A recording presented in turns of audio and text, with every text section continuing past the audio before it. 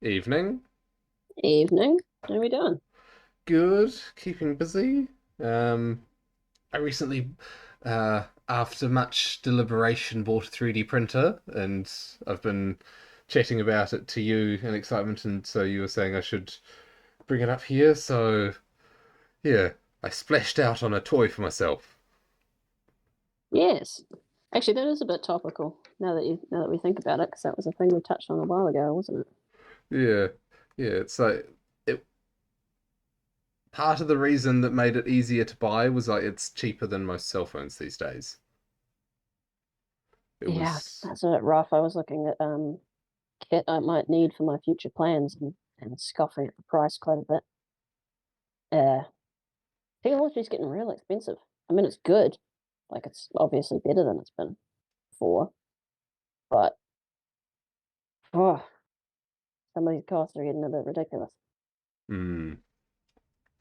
Yes, this was um, a good quality Chinese brand. It was a Creality Ender 3 V2 Neo, all of which means stuff if you know what you're talking about, which I am learning to. But Yeah, means literally nothing to me. yeah, it squirts plastic into shapes. Oh, yay! Just what we wanted. Yeah, I saw a video someone did where they took a program that produces the path that the squirter head moves from 2012 and stuck it into their modern machine and had to see about how well it did it. And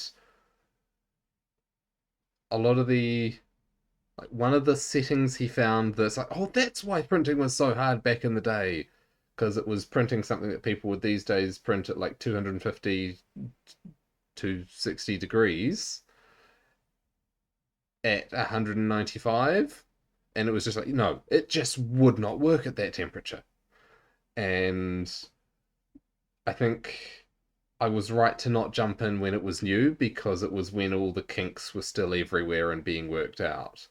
Whereas I now, think I think you should probably start off with explaining a bit about what you're making with it. Like I think most people get the idea with 3D printers and stuff like that. mm, You're losing me with the temperature thing, but what's the stuff that you've been making with it? What's some cool things that you've been doing with your new toy? okay, what have I done so far? I made first off, you do the one of the first things everyone does is a little boat, which is known as the benchy because it's sort of the benchmark, and it contains the right mix of overhangs and curves and things for you to see is stuff working. And so that's what I did first, and my son had that, and then uh, I printed out a little plesiosaur for him that's since developed some breakages. Um, Mm. because getting dropped or stood on, the dropping's not an issue, but stood on you can imagine. Um, and a little boat to go with the little benchy, but this one was more boat-like, and so it actually floats. Where the benchy's slightly cartoonish. And then today I printed out a Triceratops for him to play with, and uh, Dad suggested that I print out a whole bunch of nuts and bolts and things like Meccano for him. So kids Meccano, and I've been trying to plan out some things, some other things to print for bits of antennas. The thing that a 3D printer is good for is there's so many stuff made of a whole bunch of little plastic brackets and then just flat panels. Like the flat panel you can cut out relatively easily. Like I've got some core flute and I was thinking of using that for cutting out flat panels. And then the joints between flat panels, the 3D printer can make it just right. Or I've seen battery holders for a radio I've got. There's like I said antenna bits. There's one that I'm wanting to print off where you screw a tape measure to a piece of wood, and I'm going to modify this to so I can clip it onto a piece of PVC. Um, and then when you're not using it as an antenna, you can roll up your tape measure and tuck it into a little pocket on the print. So then it's this nice compact thing that you can chuck away without worrying about bending and breaking bits. Um, I and think I think for the average person, at least when I first started thinking about this, the idea was really cool, but I always thought that it would be kind of like imprecise, like it wouldn't be clean and cut and look nice. But you showed me that that dinosaur that you printed out for your son today, mm, and it looks amazing. It's this tiny wee thing, you know. Everyone can imagine a wee Triceratops toy from whatever your local store that sells toys is. You can get the wee rubber ones. It looks just like that. yeah, There's no it's weird edges all over it. It's really 100 clean. mil. You can't see seams anywhere, Um, at least at first glance. yeah, yeah, it's got a pattern like the you can tell it was built in layers at a glance because it's got the lines, but the you can see the shape of the legs and the lumps of the skin around the legs, and you can see where the eye is and things like that. And it's only a 100 mil long nose to tail. Um, you're not going to get the same levels of detail you'll get on injection molded plastic parts. Oh, yes, for sure. But I just Yeah. it's far more accurate than I think most people would guess. Mm. Well, one thing Like I I'm thinking when you were mentioning about parts for mm, putting pieces together, I imagine you could have, a 10 mil square little piece of, say, acrylic or something like that, and you could print a mold for, say, a 90-degree angle join on it mm, and print it in such a way that it would slot in perfectly and hold it under tension yeah, just by shaping it just right. It's precise enough to do that kind of thing. yeah. One of the things Plastic joins and pipes, all kinds of things that oh you can yeah, do I'm with it. planning to print bits for PVC. There's a little thing I printed to add to the printer, which is another thing that often happens, but to guide the filament in so it's not making a sharp turn. And it's got two bits that slot together and took a bit of pushing, but they slotted together fine. And the print head, I think the resolution is about 4/100ths of a millimeter. That's amazing. Yeah. And That's really cool. I'm printing in 2/10ths of a millimeter layers, but you can go down to 1/10 or less if you want things to take longer. And I just the think it's amazing how far this technology has come. yeah, I mean, imagine what we're going to be able to do 5, 10 years from now with that kind of thing. Getting the detail and the precision down smaller and smaller for cheaper and cheaper.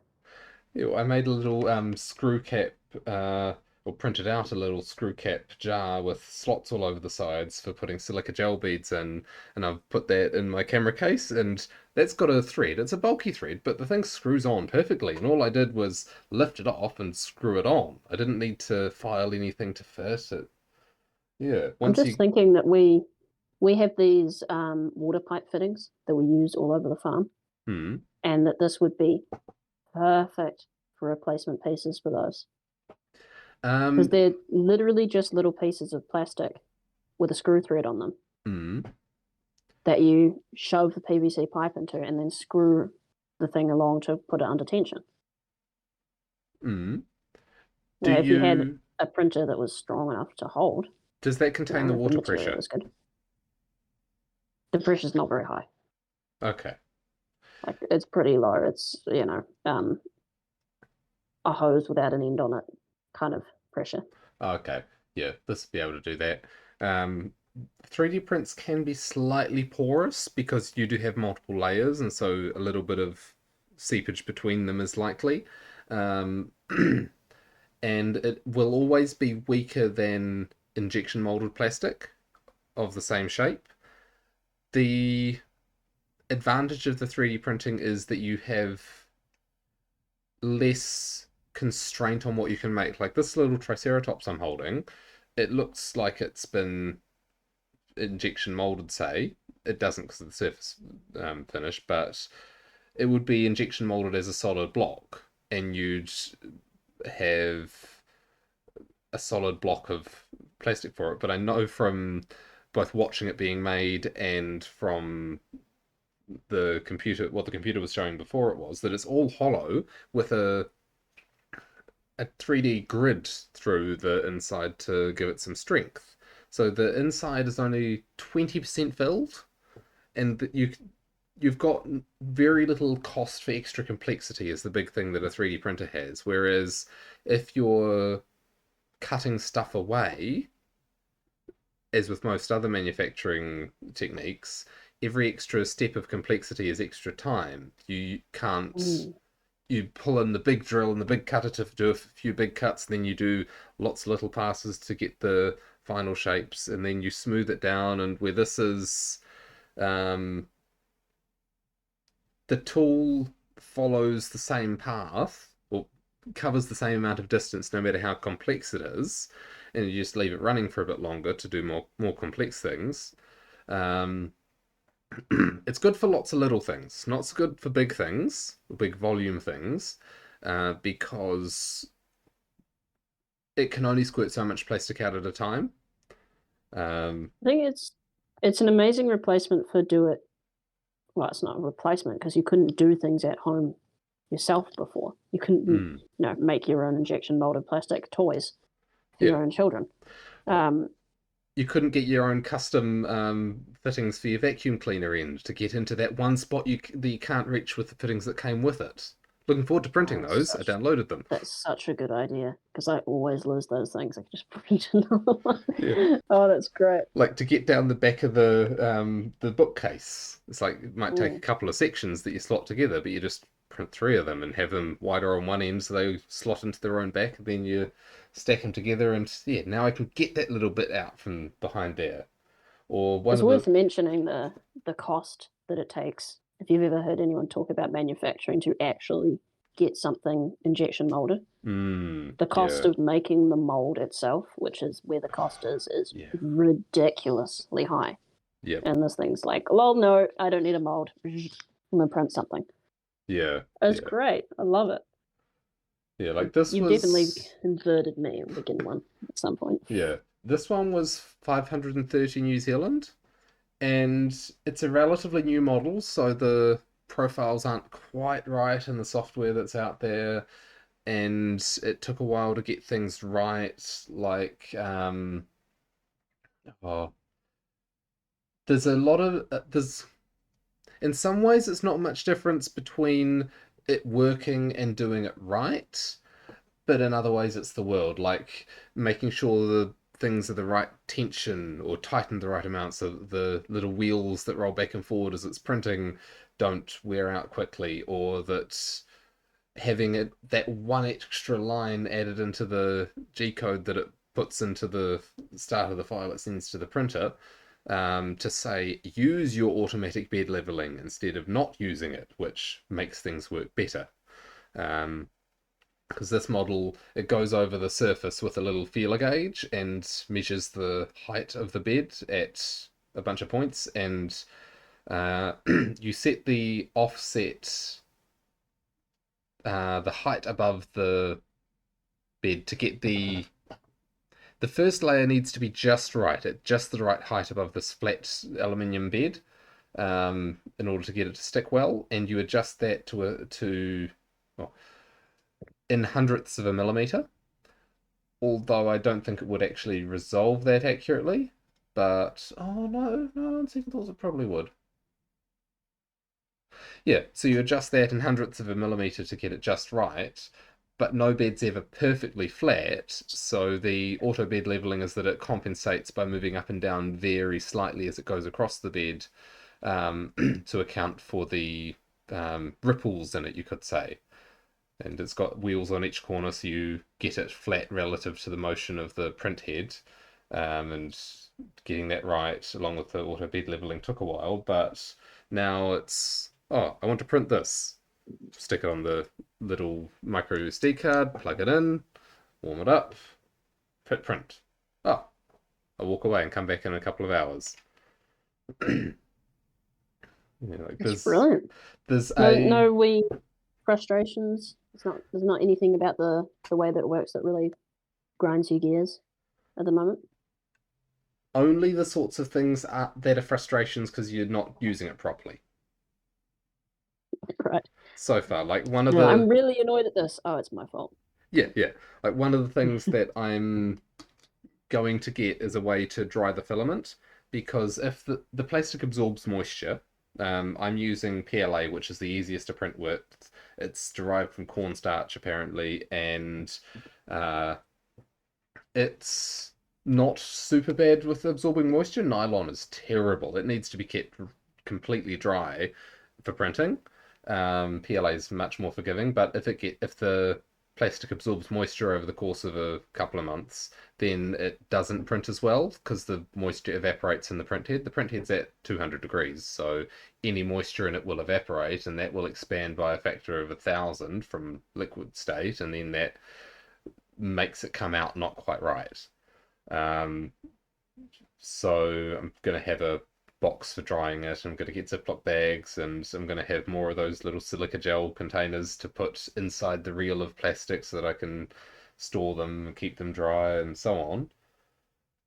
Yeah, there are peripherals to get around it, but then I'll print off an organizing system, a rack to put the tools that I need next to it. So it's like, okay, this tool has a place here, and that way it goes back where it goes instead of just being somewhere on the table. And Yeah, I saw that that hexagon wall print thing that you sent me. yeah, God, that's amazing. I'd love to get one of those. That's definitely on my bucket list. yeah. There's Those one awesome looking things. there's one called Gridfinity where you print out a base plate of grid, and then you can put a whole bunch of customizable little boxes or trays or whatever on it. It's just the base plate is just to hold it there stable. But the idea is that you can then display all your tools. You can have the little buckets for different sizes of nuts and bolts. You can have this one holds the tools for the printer, this one holds SD cards, this one holds your calipers, and so on. And you display all your tools in an easy to reach way, not so much in a super compact way, so that you reach Mm. to pick it up, you use it, you put it back where it goes, and it's still tidy. That's what I love about the idea of having large 3D printed structures like this. Mm. Because I'm real finicky about how things are laid out in my home. I'm very OCD interior design in that way. I like everything to be exactly in the right place. And if I could custom make like pads or holders or things to put stuff on, it's like this is where it lives. I would love that. There's a Oh my god, I'd love that so much. there's a printer that you might like the look at or look of. It has a so most printers have a flatbed that they print on. As in this one, for example, it's 220 by 220 by 250. It can print anything that fits within that volume, Mm. millimeters that is. I don't know what that is in inches. There's one that's got a conveyor belt instead of a table. So it, and Yeah, I was the wondering about that. the head's at a 45-degree angle, so the head moves up and down, left and right, and prints as the conveyor belt works its way back. Oh, So it can I just think I see what you mean. spit it out constantly. So you could print a plank, Oh, that's so cool. or you could just print a strip of wall organizing stuff or whatever. And if you could have a bin at the end and it just sort of rolls them off the end, and then you check on it every few hours. And yep, another three have fallen into the bin, and you pick them up and sort them out, and it's a real production line Oh model. god. That is exactly what I'm going to get. That's perfect. Little printer conveyor belt. It can just run off, drop into a bin. I can have my own little production line creating parts for whatever I need and just have it running all the time. Oh, that's awesome. Going on my bucket list right there. Yeah, Well, so speaking of organizing, I've there had a it wee project is. of myself. Oh, what was The that? it's the Creality CR30 large format. It's got a price tag to match. Oh, is this like They dropped the $10,000 or something? price. I bought mine for 480. They've dropped it to 325. Aw. What is it, like $10,000 for the big one you were talking about? 1,400 on special, 1,800 not on special. Yeah, I'll pay that. No, no problem. That's awesome. I like having a few models up. You know me. I'll pay good money for good products. Yeah. Oh, here it is. Always 200. endless technology debate. You want like the best working jank for dollar, and I'm like, no, I want the quality experience. Hmm. Yeah. Here it is. Gotta love some jank 200 millimeters wide, 170 millimeters tall, infinite length. though. I just love that. That's So, great. something I'm planning to print at some point. You know those lightsabers where you flick them and the blade pops out? Mm. You can print that in one piece. I remember you showing me one that looked like a katana that could do that as Yes. well. Yes. That's So, such a cool idea. yeah, and it's like there's no assembly required. You can't really disassemble it because it's printed assembled, but you'd pull it off the bed, flick it, and here is my sword. It's not really going to be strong for anything, but it looks cool. You can collapse it though. Oh yeah, yeah. You collapse it back in, and it's like 200 mil long as the handle, and yeah, I love the idea of structures that you can just pop out of nowhere.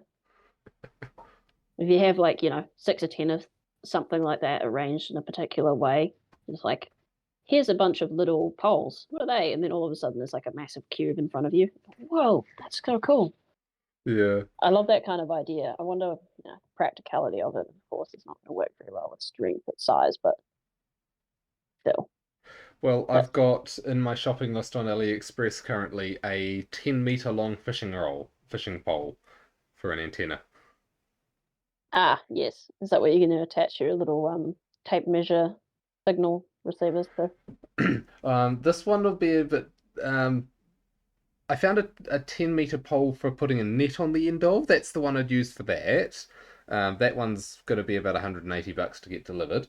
But the fishing rod, if you can use it as just a vertical antenna, or if you get multiple of them, uh, how do I describe it? By by controlling the time at which the same signal gets to the two antennas, say by having a longer cable to one of them, you can have your signal go in a certain direction based on those two antennas. So it's sort of Well, like like a making an laser. interference pattern? Exactly, yeah. Right, so you make an interference pattern which directs it in one direction at a higher power. It's probably not the right word. Can't remember my You physics get class. gain. So yeah, the term is that your antenna has a certain amount of gain in one direction. So it's like if the radio power was going out equally in all directions, it would be this much power. And then if you have 10 times gain in the direction you want, it's going to be going in that direction at 10 times the power, while in other Okay, so directions, much quieter. I was right in using the power analogy, Yeah. analogy term.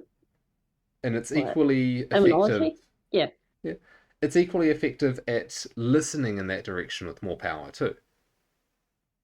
interesting. Oh, I So guess that makes sense because it can receive. Yeah, it's like a telescope. gotta love. I love physics. That's the Yep. thing I'm most excited to teach my kids. Like physics is the science of everything except people, and then psychology is the science of people. Physics is great. I love it. It's like the most interesting thing in the world. I'm always explaining things to my wife because she had terrible high school education. And she's like, Hmm. what? I had no idea. I'm like, yep. You ever want to, enchant a child to the magic of the universe and get them to learn? Tell them physics stuff. Oh, yeah. What was it Tasman was asking me about recently? Uh, oh, that's it. He asked why people on the other side of the world don't fall off. uh, And so I tried to explain it. I got a ball and I sat on the bed with him and put it on one side and see how it rolls towards me on that side and see how it rolls towards me on that side. And it's like that. so you try to explain the picture. That's a bad way of explaining. Um, well, here's the other problem. It's like, okay, you're going to explain gravity to a kid. Mm. You tell them, like, there's this force called gravity. Gravity's a force now. Um, we don't know. It's not supposed to work, but it does. We don't actually understand it. That's helpful. Something about dark matter. That's as much as we know. Gravity is a real weird one when it comes to physics. Like everything else you can sort of get, and then Mm. it comes to gravity, and everyone's sort of looking at it going,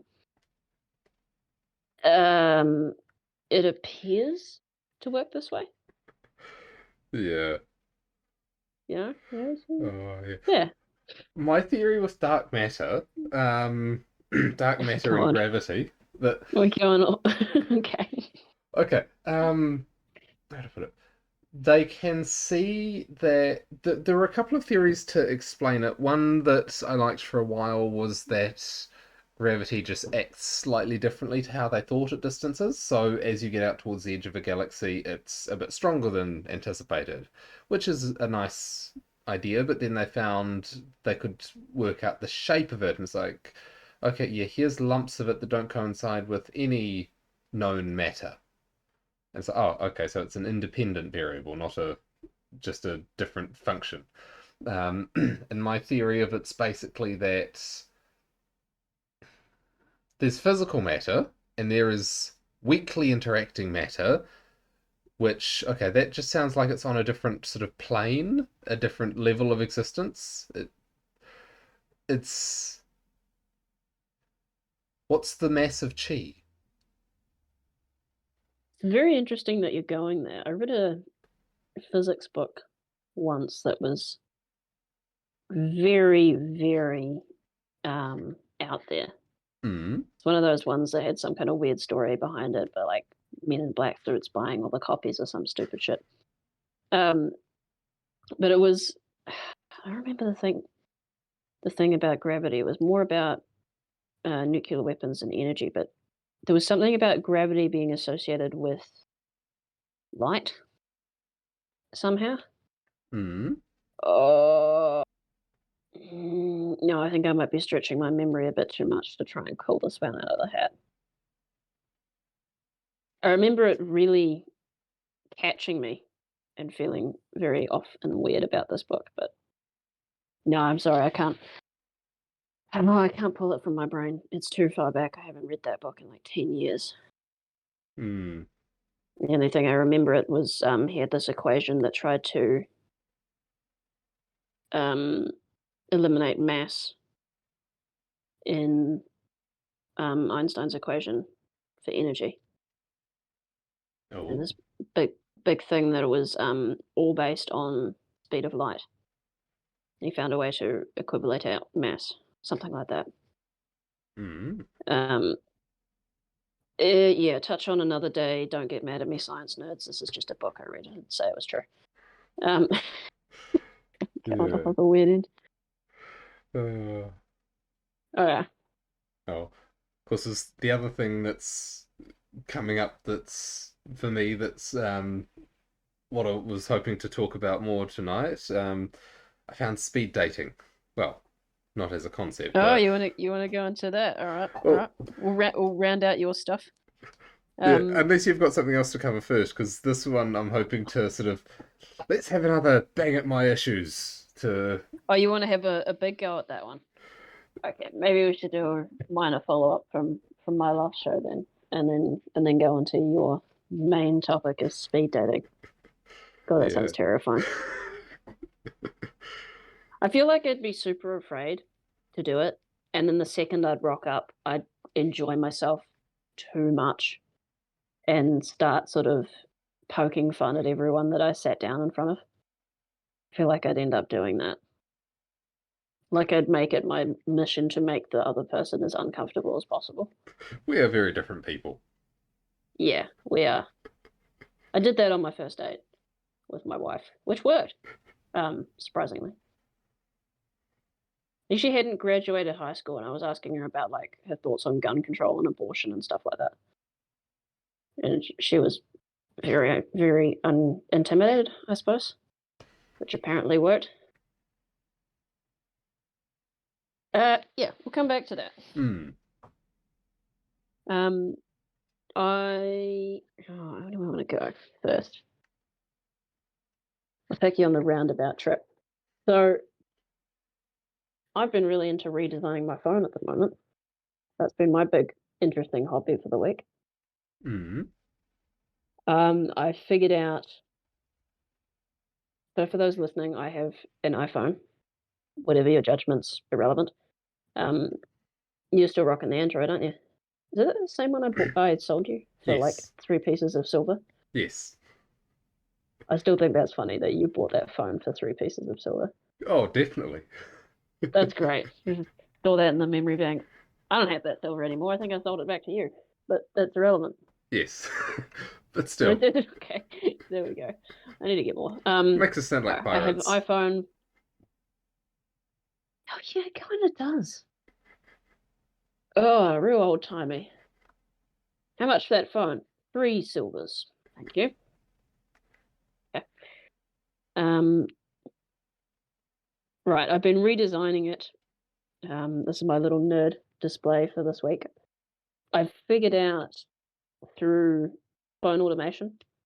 So we have on iPhone, we have shortcuts, and they've added this thing called, they call it Focus a while ago.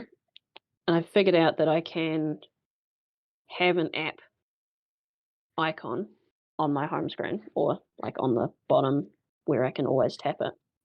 It'll run a program in the background, and I can write this program effectively. So what I'm going to have it do, and I'm setting up the basis for this at the moment, is I'm going to have it drop out a list of all the things that all the major categories of actions I would take in my life. So there's like going to my job. There's I want to spend time with my family. There's I want to work on this project. I want to do exercise, all that kind of stuff.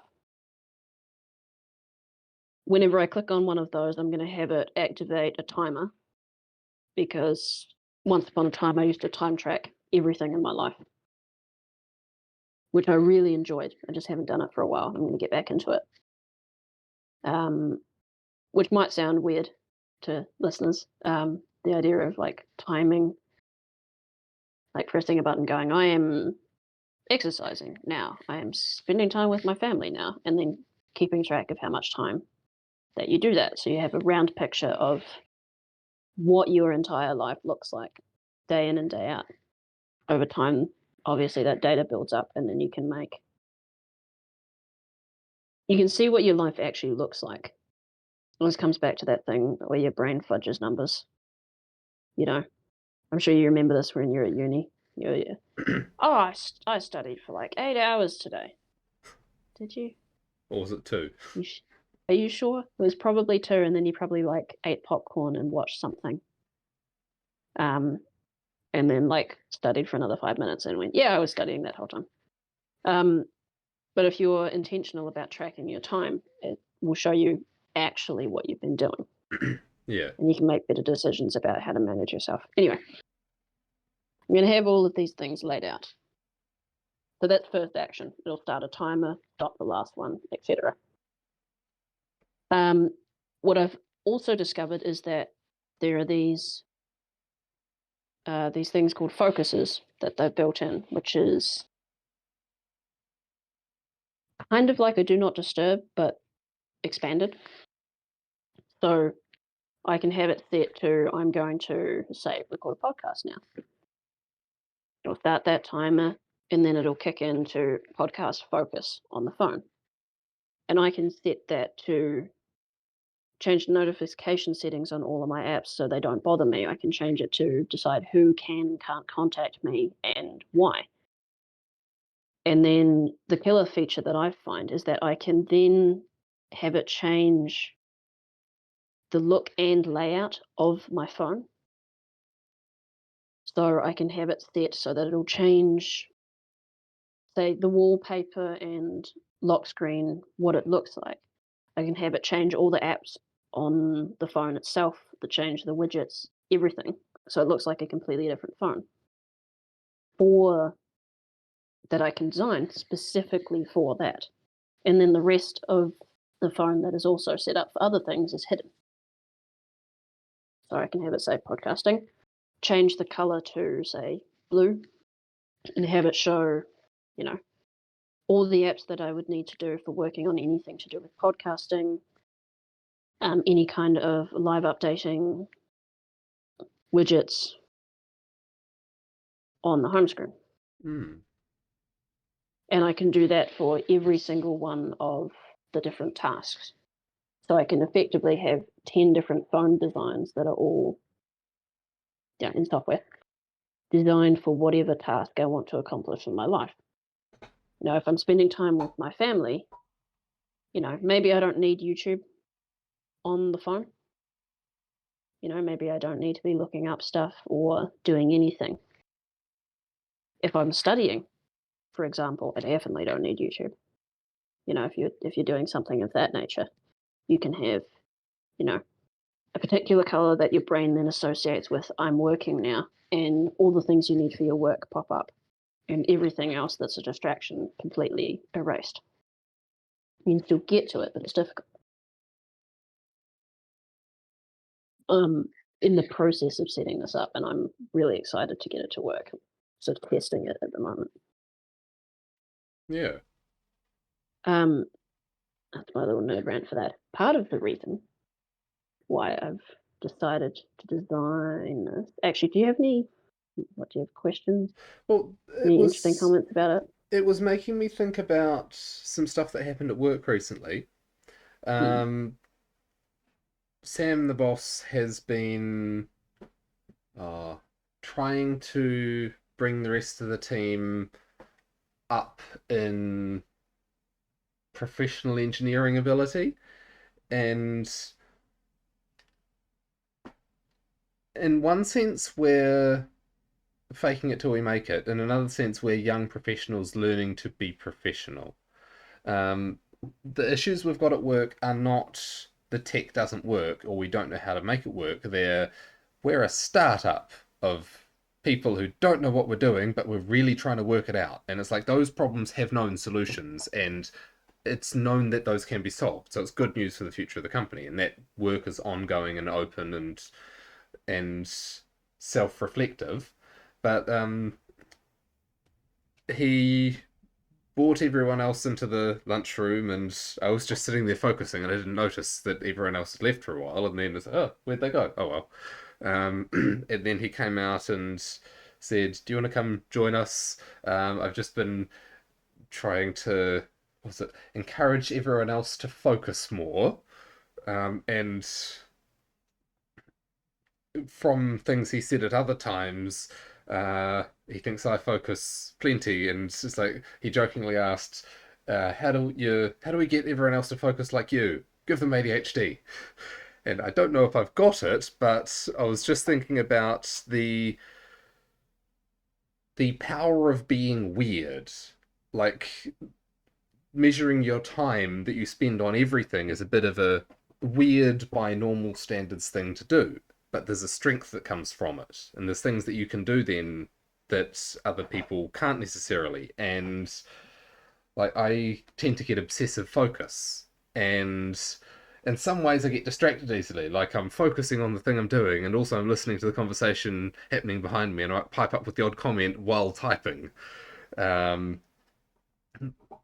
and or while debugging a program, and it's scattershot obsessive focus. And I can remember as a kid, so it's not something I've learned, but homeschooling, it's like, I remember having a bit of an obsession with parabolas and focusing light, and so I worked out this set of three equations based on trigonometry for how to make various make mirrors in various ways to focus light. And one was a series of concentric rings on a flat panel. One was a series of rings stacked up together into a continuous parabola, and it was all about, okay, you need this size of circle cut out of a flat sheet, and then you cut out the segment of it so that you then bend it together, and it's a section of cone that when you put it in this place will be a part of the parabola, focusing the light to that point, and so on and so on. And I was doing sprints the length of the house as my brain was fizzing away, and it's like, yeah, obsessive focus, ADHD, yeah, that might be a good diagnosis from my friend thinking about that. And yeah, weird and crazy has power. Isn't okay. I 100% agree. I think this has always been my thing with people I met, where they're Hmm. concerned about themselves and the world and not being like other people, which is um the person who stands out. That's good, not bad. If they're looking, if some people look at you and go, "Oh, you're a bit odd," no, what you want to do is you want to double down on that and make it your strength because you are that anyway. The ADHD thing, I don't feel like that fits. Like I've heard stories about people who legitimately have ADHD, and I Hmm. think that's the inability to focus on a thing. Like there was a comedian I heard who had a bit about his wife who had ADHD, Hmm. and it was sort of like, you know, deciding to clean the house and doing one task and then getting distracted by something else and ending up with like a endless series of 50 tasks that weren't completed but started. That actually sounds rather familiar. Have you seen my list of hobbies? Okay, yes, but that's intentional. It's not like you're walking around your house seeing a hobby and spending 15 seconds on it and then seeing another hobby and spending 15 seconds on it every time telling yourself, I'm going to sit down and do this for an hour. Well, whatever I have, I definitely agree it's on Miles' end, right? It's not Yeah, clinical level, right? I have some level of autism that manifests itself as I'm a little socially awkward, and I think that's, yeah, I I'm a think that's little, probably a more likely diagnosis. yeah, I'm a little Um, oblivious to social pressure, which frankly I'd take as an advantage. oh my God, yes. Like I'm a little bit that way too, and every now and then it sort of whacks me, and I go, "Oh, uh. um, it's been a godsend with work recently." Um, I sort of checked out a little bit. I'm enjoying my job and I'm doing it well, but I sort of woke up one day this week, and we'll get to why later on, and didn't care about my position, in the social order at work anymore. Hmm. And I've just been having a blast because I don't care what my boss thinks of me, but I still want to do a good job because that's who I am. I don't do anything. If I'm going to do something, I'm going to do it right because no, I'm doing it. Hmm. But if my boss makes some weird comment or whatever, I just sort of don't care, which is funny. I think there's a bit of that not quite getting what the person is trying to do in terms of social maneuvering, which Hmm. is like a superpower of autism, where a person says or does something that's trying to get you to go like, oh, maybe, and you're like, okay, sounds good. Don't care. I'm gonna go do the thing now. Bye. Imagine your scenario that's incredibly useful when you're in a startup environment and you just focus in on the work consistently, I'm a like your boss weird did. mix. I'm oblivious to it, but I tend to care greatly about it. So I both don't notice, and when I do notice, it really matters to me. All right, so on insecurity kicks in when you sense it. I'm a bit like that too, to be honest. Um, Although I think I fixed that quite a bit. I'm getting better. Yeah, it's like there's jokes or some good-natured ribbing happening. I'm like, okay, everyone's smiling and laughing, and not quite to this degree, but it's like everyone's smiling and laughing, so I know no one's being serious. And that was a really outlandish thing to say, so I'm going to assume it was meant as a joke, or I'm 80% sure that he wasn't being serious asking me to do that thing, so I'm gonna take it as not serious. But it's like that 20% of I don't actually know, I don't have a certainty, and so it's like I put out there that I don't necessarily understand sarcasm or irony, so it's like I have a defense if I misinterpret things. Ah, okay, you definitely might be more that way than I am. I imagine that's all sort of like a shield, like you say as well. That there's some advantages to that, to having that defense of like, I don't, sorry, you that's not going to work. You have to speak plainly to me. And the other person's like, oh, okay. They have to sort of bend to making things easy for you. Well, a couple of the guys were. What was it?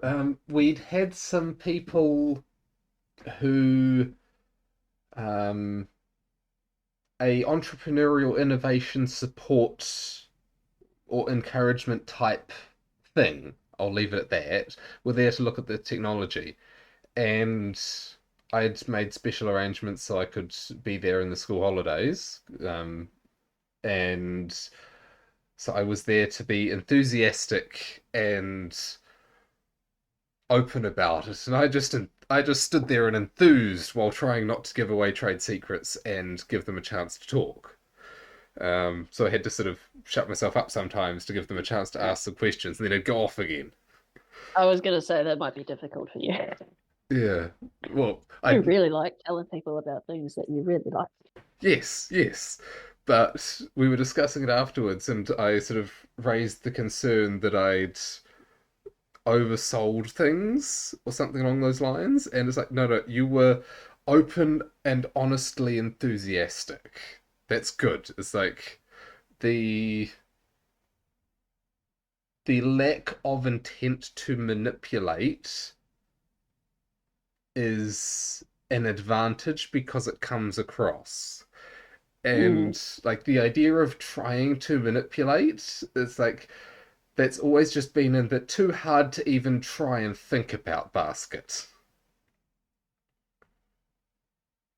yeah. There's nothing more valuable than being genuine. Yeah, that was the word they were using. They described me as very genuine. Because people can smell bullshit and people try, the snake oil salesman, all of that. Hmm. But there's something about being genuine and genuinely interested in something that just makes people care about it, even if they don't care about it. Hmm. The That's contagious. It's like I'm really happy, and I want to tell you about this thing that makes me really happy. Um, I often get this with my wife where I'm telling her something, and she's like, "Wow, that's cool." It's like, you care about this? Not at all, but you do, and that makes me happy. Like, okay, as long as you're happy. I'm going to tell you about this thing some more because I really like it. Oh, Oh, that would make a good segue into talking about the speed dating and how to approach things mentally, because I've had a few thoughts and I'd like to sort of think out loud my approach before I go into it to go in with confidence and such. But was there anything else all you were right. wanting to move on to? Because I feel like, Um, yeah, I got one final thing, which is follow up from last week's discussion about what I want to do with my life. Um, I don't want to hijack your topic though, well, because you I do had yours sort and of then I'll a. have mine. I don't know if we can do both. I've got a bit of. I was just going to mention. How about this? I'll just mention real quick. I've come to a decision. Oh, good. Um, um, the decision may or may not have involved a spiritual moment. Ooh. That will just cut that, wrap it up in a wee bow, and say next time we'll talk about that. Because it's very interesting, and I'll leave that for later. I don't want to cut off your topic. No, you're very nervous and excited to talk about your speed dating thing, and to be honest, I want to as well because I think that's going to be real fun. Um, I hummed and hard for a couple of days after our conversation, trying to figure out what it is I wanted to do, how I was going to make things work. Um,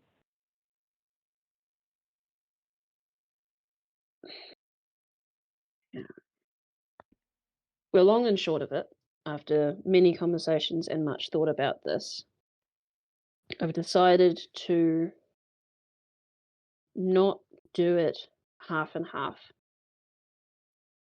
If I'm going to reach for something greater in my life, I'm going to reach properly.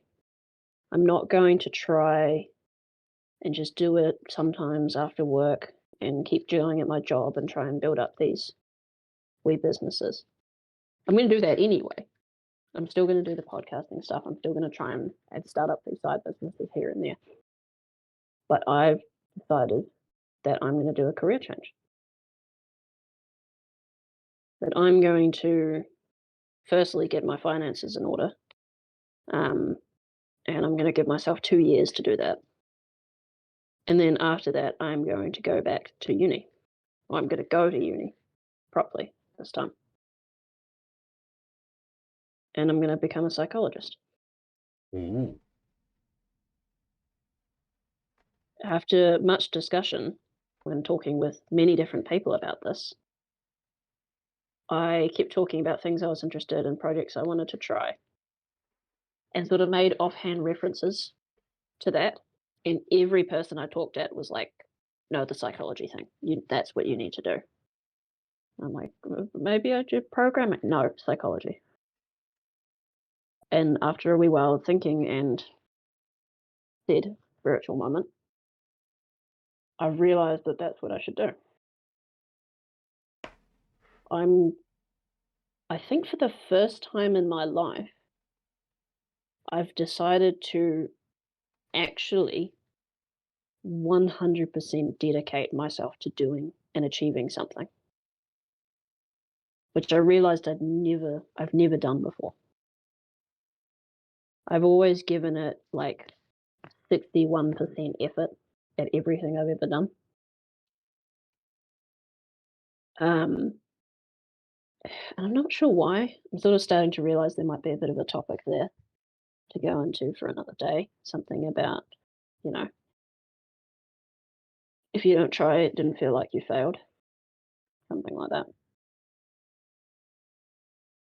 But I'm going to dedicate myself for the next 5 years in first getting my finances in order, and then second, 2 years from now, assuming my plan goes to the way I want.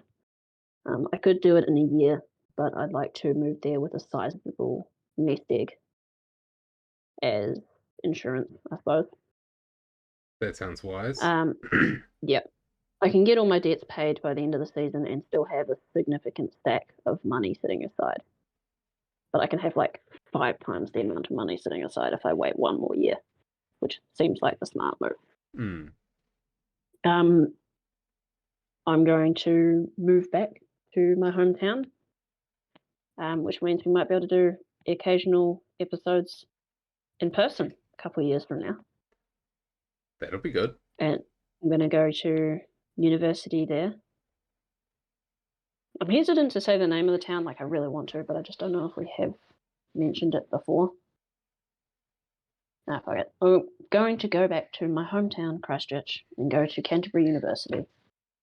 An actual university, not the stupid polytechnic thing I did last time for my tech stuff.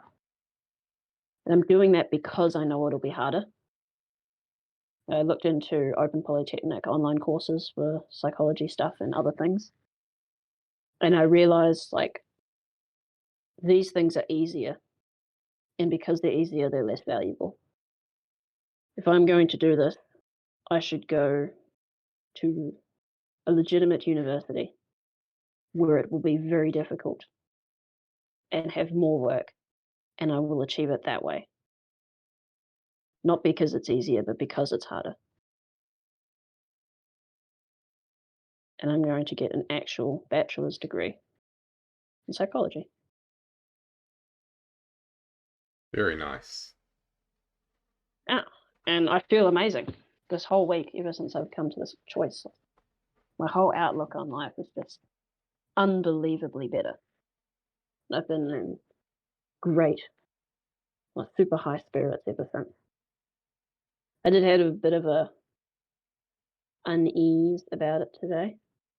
I've sort of been, you know, up on this, thinking about plans and where I'm going to live and how I'm going to make all the finances work with the children and all that. Which I'll make it work. But I had this moment, cruising along in the tractor, moving some stuff, listening to an old podcast from a few years ago, These guys were talking about international travel and having to deal with COVID swabs and vaccines. Nothing political, they're just meandering about it. And I sort of had this heart-stopping moment of like, oh no, vaccines, mandates. I haven't thought about this in, I don't know, 6 months. And I suddenly realized that a lot of the world may not have forgotten about it like I have, and was rather concerned about the state of, I don't know, cities or the rest of the country. When a lot of this COVID stuff started to get a bit manic, I left down to the middle of nowhere farm in the middle of nowhere for a large reason to get away from that stuff. And as viewers to the show may know, I do not look at news ever. So I was rather concerned about that. It doesn't seem like it's going to be a problem. It's hard to say. It's sort of a coin toss, really. But I'm Mm-hmm. kind of just going to have to bet that 5 years from now, Mm. no one cares about this anymore. Because people kind of don't care about it now. But like some companies and practices still enforce mandates for having vaccine, I and it's sort think of weird. Like I want to bet my whole future on this. I want to do amazing things, and then all of a sudden, the memory of tyranny snaps down in my brain. It's like, oh no, you can't achieve your dreams because you mm, didn't do what the government told you to. I think that a lot of the process of the last 3 years has lost a lot of credibility for those who think they have the right to order people around. I'm not It's sure comforting. that. Sorry? It's very comforting. I'm not sure that another round of lockdowns would be as accepted. And the way things are going, I think it's going more in that direction, as in people sort of waking up from the almost frenzied state they're in and seeing, wait, that's happening. Wait, that means such and such. Like, um, the US Congress released another batch of heavily redacted emails from Fauci, but they'd redacted them with the wrong tool in the PDF editor, so you could reverse it. Ooh. Yep, yep. Oh, that makes me so happy.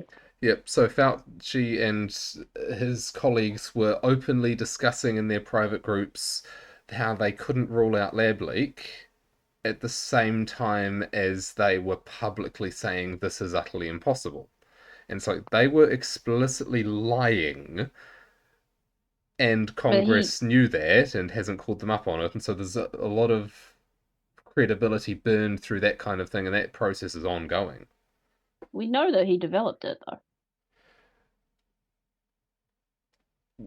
Like we Private know knowledge this. we know, public knowledge is not yet achieved, as in Uh, everyone's pretending the emperor's still got clothes on, uh, uh. but it's heading If that you want to way. shit yourself, have a deep look at Fauci's history. Like it's not just about him developing the virus, in America and then shifting it to China and his ties with the Communist Party, but it goes back to like him giving Africans AIDS and doing the same thing that he did with the COVID response, with the AIDS response back then.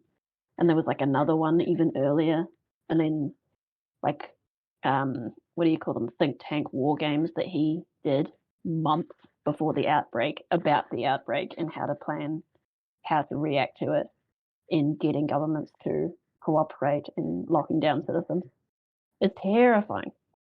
Didn't what's his name, Robert Kennedy Jr.'s, didn't he do a book on Fauci? I don't know. He's the guy running for the Democratic Senate, not Senate, ticket for the next U.S. presidential election. He's one of the nominees. Oh, I just watched a video today where was it a member of the Senate or Congress something said who was a lawyer and so should have a better grasp on these things that there are no absolute rights in America. And it's Oh, like, hang on a minute, what's the first line of your constitution again? what constitution? Doesn't mean Yeah, anything. We know this. yeah. It's do you not know about Robert Kennedy Jr.? I haven't gained familiarity with him, no. Okay, he's been on Peterson's podcast and he was on Well, that's why they're scared of him. Russell Brand's as well recently. He's Robert Kennedy's son, Hmm. you know, Jack Kennedy, and he has spoken openly about how the CIA killed his father and his uncle for their attempts to shut down the CIA and disband them. And Oh. he is running for the Democratic primary. So if he wins that, it'll be him versus Trump. He's like Trump, but more reasonable, which is why they're scared of him. Like if you wanted Trump that most people liked, with actually for the people policies, it's him. So of course he's labelled as anti-vaxxer by everyone because he's pretty vocal against the whole COVID situation. Oh yeah, they've been. I didn't know that the US government manufactured it, the vaccine, until him. Ah. They ran the whole operation. The whole warp speed development thing, Hmm. that that wasn't Pfizer. Made, designed, manufactured by the United States government. Pfizer's name's just slapped on top of it. They didn't actually make it. That's why the whole, studies thing was kind of bullshit. They didn't do it. The United States government did.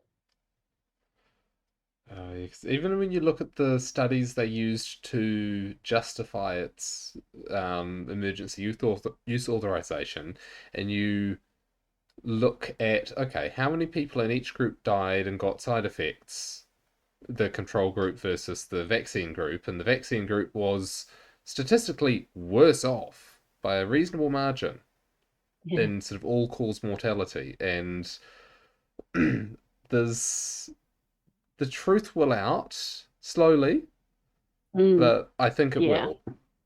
Slowly, but one day. Yeah. This is always the case. It keeps coming back to this in our conversations, and I can't stop thinking about this idea of our society is not grown up enough to talk about stuff. We're like the whole thing of like we're like a teenage girl. It's way more true than it should be.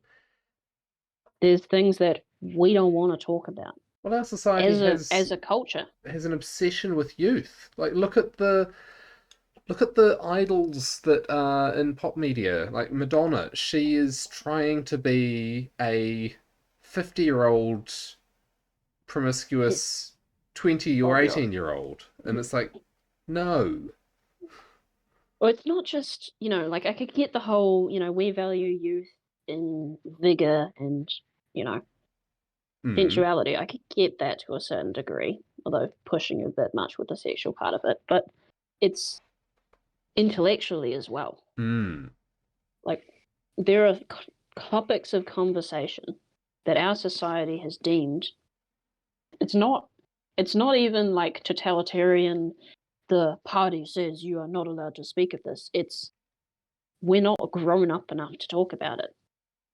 You bring it up at bring up something controversial at a dinner table, and people were like, "Oh, no, no, no, no, no, no, we can't, we can't talk about this."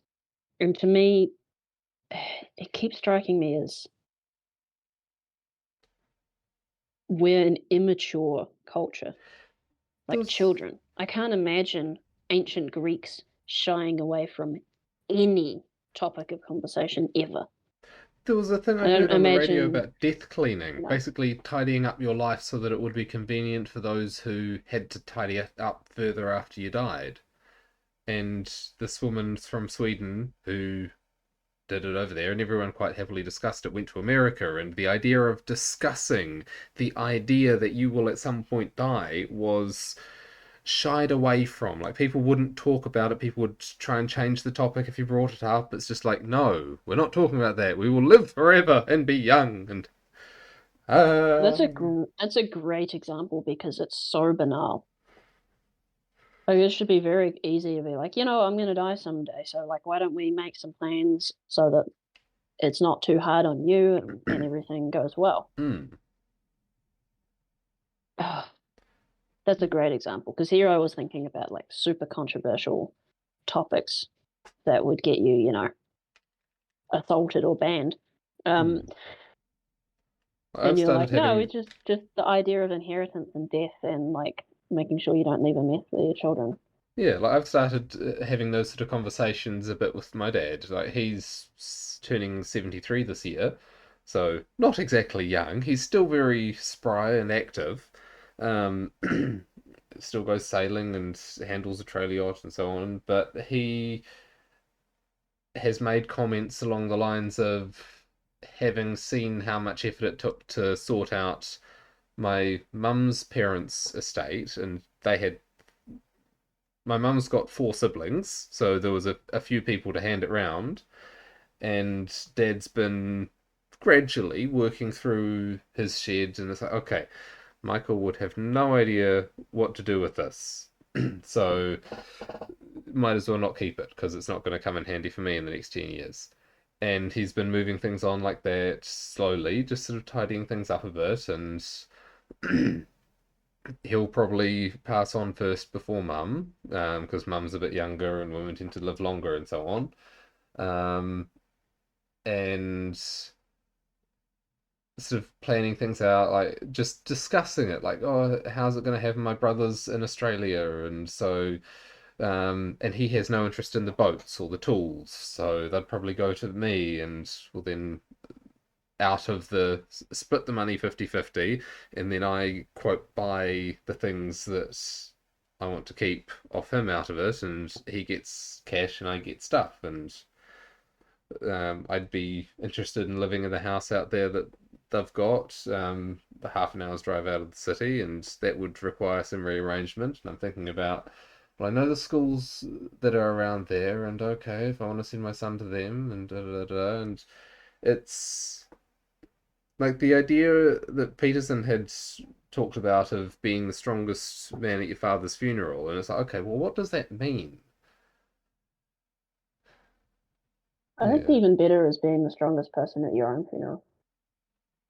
I get that's kind of a laughable statement. I know that would happen, Oh, I but like there's that. something to that of like you don't have to be because I've already sorted it. Hmm. Like it's good, we're good.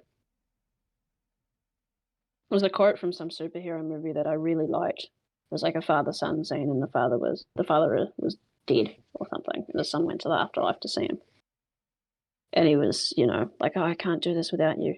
And the father said, a man who has not prepared his own children for his death has failed as a father. And I really liked that idea. Like, you have a duty to your family. And if you spend your old age, you know, living off all of the retirement money that you've ever saved and buying fancy things and not wanting to think about death or talking about it with your kids, and then you just die out of the blue and they have to deal with all your shit, you know, it's kind of like a middle finger to your children right at the end. Hmm. I never understood people who did that.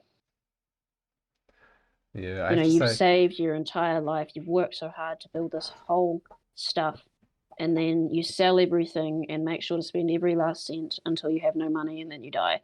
And then all that's left is like a massive debt and legal documents for your children to go through. hmm, Rough. And that yeah. happens all the time. That's one of my big fears at the moment, which so I can't really do anything about it. But my son's 5.5. I'm a single dad. If I died, my dad is as I say, 73 this year. Mum's in her 60s. Um, there's not going to be much of a family left to take care of my son, and frankly, the people who I'd want him to go to are the mutual friends of ours who've got a son the same age as mine, who we lived with for a couple of years when he was between the ages of 2 and 4, and he misses their son and wants to go for play dates in the school holidays and so on. So that's basically the only backup plan I've got, which is a bit scary. Are they godparents?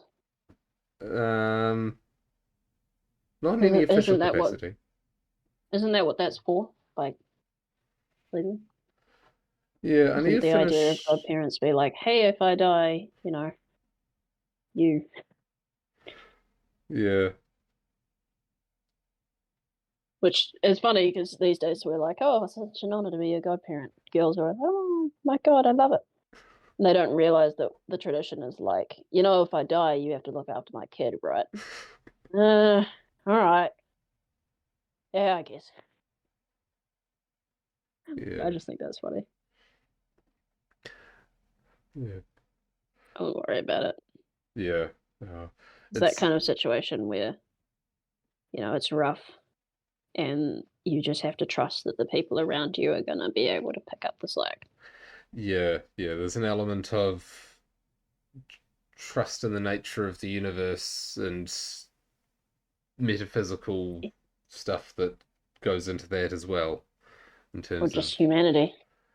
yeah, yeah, but That people will be like, this kid needs something good. yeah. And, there's friends and family who are offering. So maybe go with that. Hmm. At least I know he will know I love him, no matter what. You never forget, that's for sure. Yeah, it's like, But oh, I wouldn't worry about it. So it's not like you're doing a dangerous job or, yeah, I mean, you drive, but other than that, yeah. So the other day, we got home from school and he rushed to his room, and said, "I'm gonna do a surprise for you, and don't come in." And then he called me over and it's like, "How do you spell Daddy?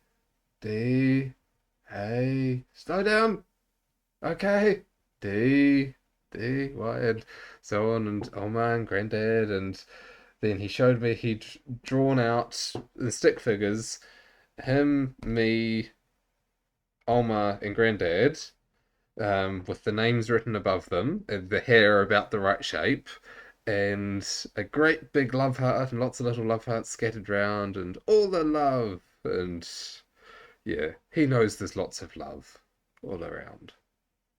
that's cool. I can't wait for that stage. Yeah.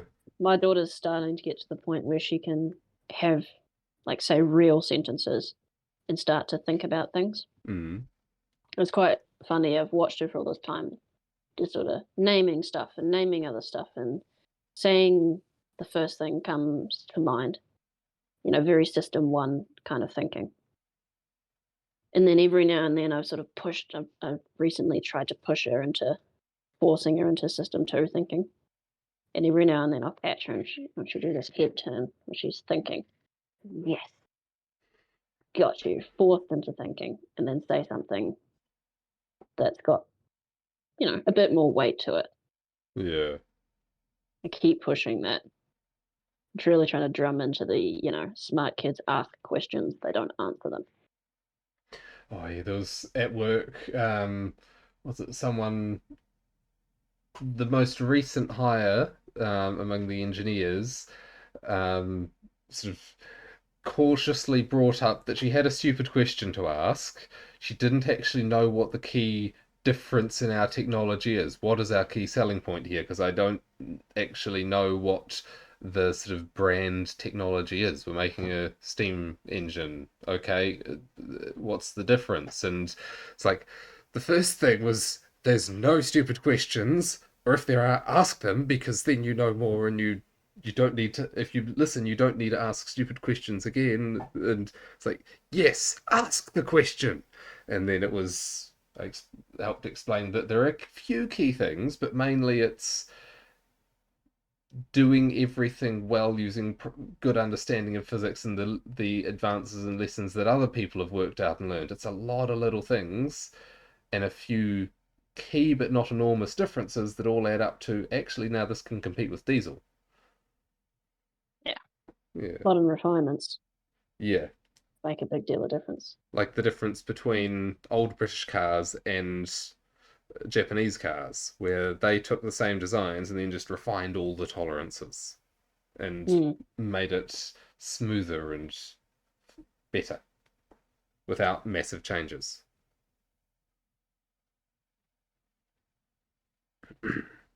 Shall we talk about your speed dating thing? Yes, I was thinking we should hard segue into that. Yeah, so Yeah, the I had no smooth transition for you. me neither. It's at a board game cafe.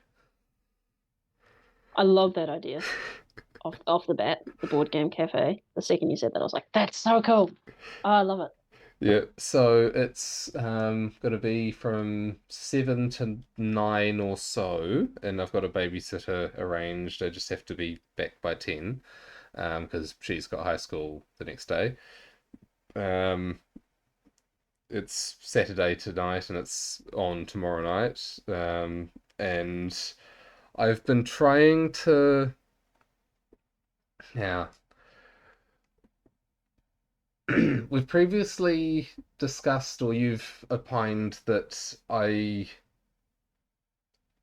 oh, the the I've got the cute boy aspect, the the nice to be around aspect well. It's like I don't get rejected by women. It's like, oh, you're a creep, go away. It's like, no, I'm just someone who might be fun to be around, but I don't have the attractive man aspect worked out. And I've been thinking on how to manifest that sort of thing. And there was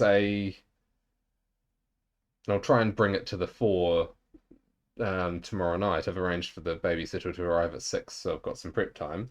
Um, I was thinking of getting out um, the dress pants and blazer that I've got, so it's not quite suit. It would be a suit if they matched, and so dress up a little bit so I don't look like a old student. Um, and I was debating what shirt color to wear. Should I go with a company shirt that's got a logo because that might sell something, or should I just go for a standard light blue dress shirt? Um, Clean. yeah, all of them are clean, so I'll be putting them on. Well, I'll Design clean. wise, I mean, Yeah, probably just the grey yeah, blazer and light blue. yeah. I mean, It's like nice and clean simple. color. That's what I mean, without stuff on it. Oh yeah, yeah. Well, the company shirts, there's one black, one navy blue, and one grey, and it's just um, a simple logo over the breast pocket. It's not a big Can be a company. bit tacky, stuff like that. It's a full If you're gonna button-up go, shirt, not a if you're t-shirt gonna or go anything. shirt, if you're gonna go shirt and jacket, go shirt and jacket. Okay, yeah, fair enough. Yeah, but in terms of manifesting, because I think the only thing I'm missing based on our discussions to be attractive to what is it? As you put it, she likes the boy, but she needs to want to fuck the man, to quote you. God, I hope I didn't say that. Yes, you Um. did. Oh Christ. I mean, it's true, but it's so. Yeah, The yeah. physical intimacy is a It's indispensable component, but important. it's the least of the lot in a sense. Yeah, it's such a bad way to put it. God damn it. Yes, that's part of it, but it's not actually the important part. It's strength, discernment, Hmm. and Yeah, the sexual aspect Piercing to my attention. mind is That's just her reaction to it. yeah, it's a consequence of doing it right. It's not the goal, Yes. and it's certainly Yes. not the goal at the start. It's like it, it's down the track. It's like the emotional connection definitely wants to come first, and yeah, there's a bit of Yeah, I don't know internal if it conflict can. about. Sorry. Oh, in that sense, yeah. I think I don't mean literally you need to, but there's something about you need to attract the attention Mm, before the door to emotional connection can be opened. Like she's not going to consider having an emotional connection to someone who doesn't attract the attention. So in a certain sense, you need to mm, display that, I suppose, sexual side, or rather, the side of the personality that you're developing that she would have somewhat of a sexual reaction to. You're not trying to be sexual. I'm just trying to. You're Well, trying to display the traits that are seen as attractive because they're good traits to have and they're a part of your personality that you need to develop. mm, I've heard something about. Now, this has been. I've had issues with the idea of being powerful that I've been working through, and the current aspect of that that's slowly working itself through in my subconscious is the idea of like women in psychotherapy needing to be feel heard and comforted, to get it probably slightly wrong, but broadly speaking, I think it's the right thing, where men need to feel powerful and needed. And I've been working to develop the sense of my own power. And oh, the imagery, the self imagery that came to mind, or the self metaphor that came to mind, as with much subconscious imagery, oh, it's the personal representation that's significant, not necessarily the outside interpretation. But it was be the dragon and a sense of um, oh, like the image. Okay, you see in lots of movies how in various fantasy movies the character might get a sort of light shape around them of some mythical creature when they're performing some magical technique. Um, and I got the sense or image of the shape of a dragon around me, as though I was the dragon. And it was an interesting sense of power that came along with that. And that sort of sense of self assurance and strength is what I think I need to manifest to put my best foot forward in a speed dating environment. Okay. This is all sort of a result of your inability to understand social cues, isn't it? Like you're trying to figure out how to understand how to behave in a way that's acceptable to the other humans because you don't understand it. Is is my guess, right? Yeah, in a sense, I'm trying to find the patterns of internal behavior that lead to the patterns of external behavior that lead to the outcomes I'm seeking. Okay. Do you understand the external behavior part of what would and wouldn't work? Vaguely. My hope is that by getting the internals right, it takes care of most of that, plus also Okay. a vibe aspect. I think it might help you to work in both directions, but work backwards as well. Mm. So imagine speed dating scenario. Girl across the table. Don't imagine yourself as the person. You're sort of observing this. So Mm. guy sits down. Say there's one of those old school sand clock things on the table. All right, guy sits down. Thing flips over. Guy starts talking to the girl. He's pitching himself effectively. I do this. It's nice to meet you. I do this. I do this. I do this. I'm into this. I'm into this. And then he asks her, what are you into? Blah blah blah blah blah. Okay, you got an image of the guy. Mm. He goes. Second one sits down. Thing flips over. He doesn't say anything. He just looks at her. You can tell that he's thinking. You have an image of him.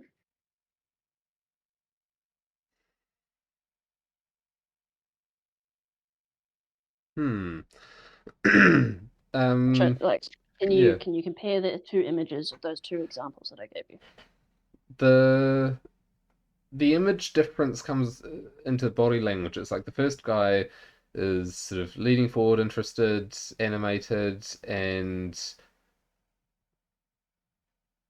engaged, where the second guy is sort of sitting back, possibly arms across the chair, relaxed, assessing her. Yes. So Which what one's going to work better?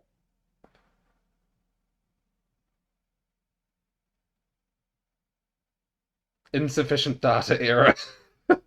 Oh.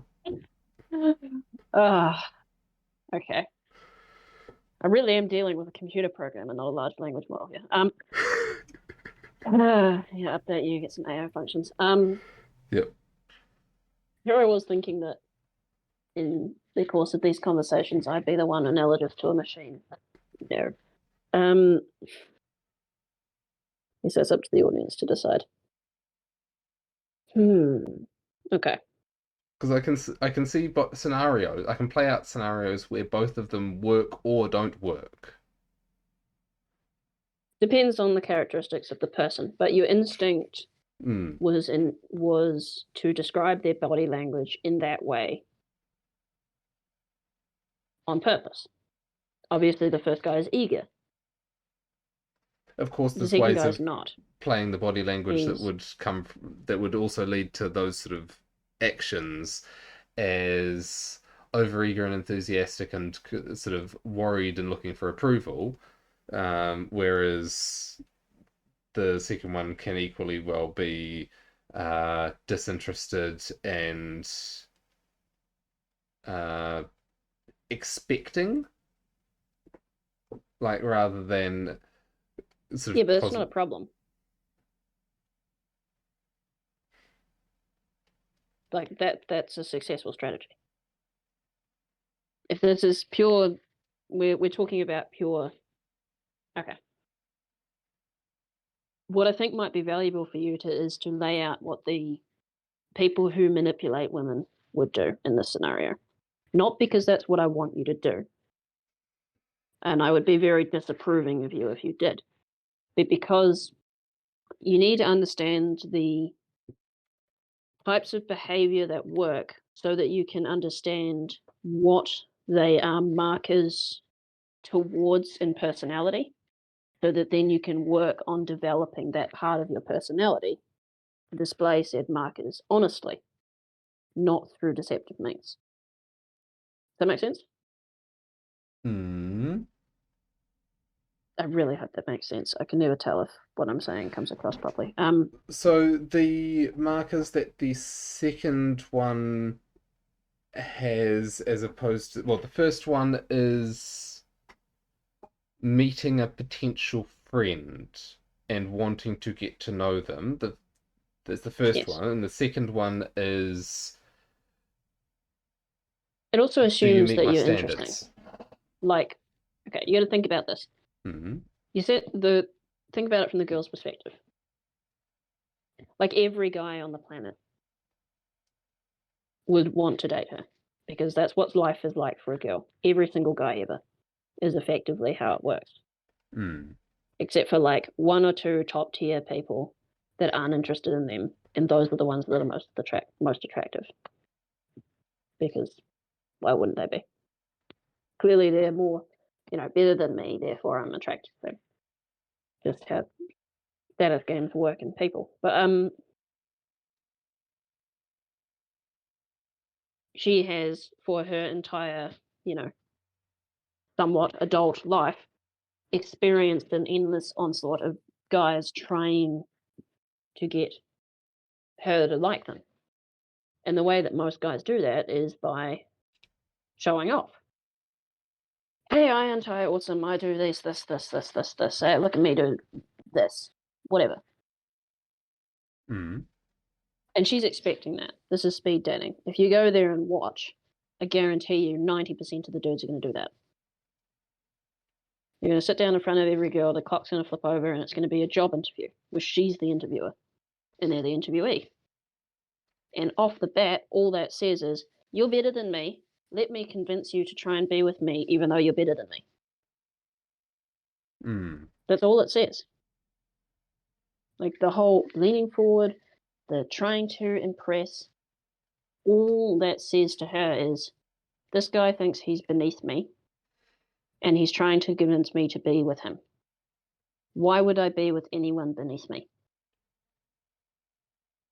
Yeah, yeah. When I expand the mental image to her body language, when he's leaning forward, she's sort of upright, not sure one way or the other. When he's leaning back, she's not sure what to do anymore. Exactly. She's uncomfortable. She's not used to that. Because he's leaning back, so he's sort of assessing her. The focus is on her now. Maybe he waits 5 seconds, 10 seconds. There's tension in the silence. She doesn't know what to do because she's so used to guys yammering. So you ask her a single question. Calm, quiet. What do you do? She's in the hot seat now. She's the interviewee. She's the applicant. He's the interviewer.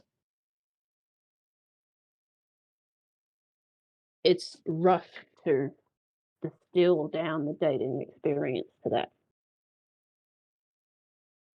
But that's what it is.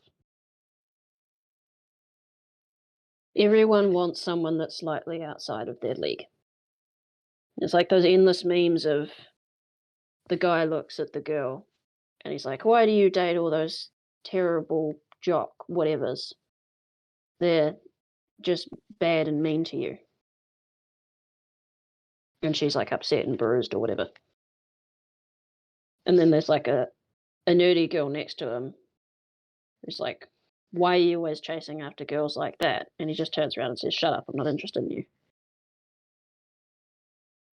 It doesn't matter what position you're in, everyone plays this game. And then they think everyone else is hypocritical for doing it.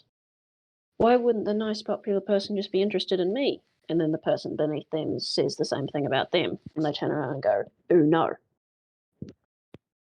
It's just how people are. It's horrifically brutal particularly for people who are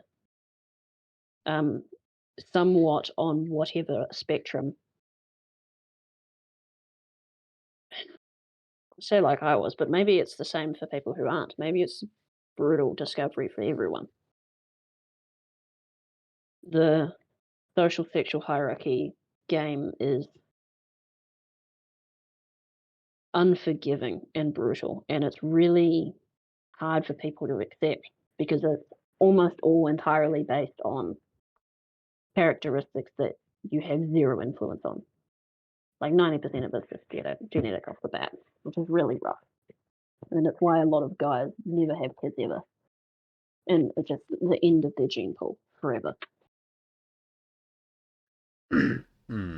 Which is really uncomfortable for a guy. Less uncomfortable for a girl. Because everyone wants them. And they can choose, if they were to lower their standards slightly, out of, hundreds, thousands. The dating app thing is horrific for that. Girls get 10,000 requests a day from different guys, and they could just pick any. They pick none, but that's beside the point. So then I come to the question of, how do I phrase this? Let me try and put it into words. I don't have much to offer in a material sense at the moment. Well, so you're straight back to the you trying to offer her. Why are you offering her anything? Look, believe me, I get what it's like to feel lonely and to need someone. I get that better than most humans, I think. But the truth of the matter is, you're not just looking for anyone to love you. I know a big part of your heart's going to be calling for anyone, please, Hmm. out of pain. I get that. But you're not looking for that, are you? No, and you that's you're become looking clearer with for time. you're looking for the one. Yeah, I have been describing it as I'm looking for a special someone, but I'm thinking now I was going to say a partner that I'm looking for, but no, I'm looking for my partner. The partner. Singular. One of them. There's one Hmm. somewhere that you're looking for. Hmm. So you're good with math. Take it as a statistic thing. What's the chance that you're going to sit down at the first table, and at the first table she is the one? What's the chance? Practically zero, and Good. frankly, I'd need some practice to win the right one, so assume zero and start practicing. Well, that's good. Assuming that the person opposite you is not the person you're looking for, what should you do? You sit down at a table. It's a speed dating scenario. Whatever. Time flips. You look across at her, and your brain, say through the statistics, whatever.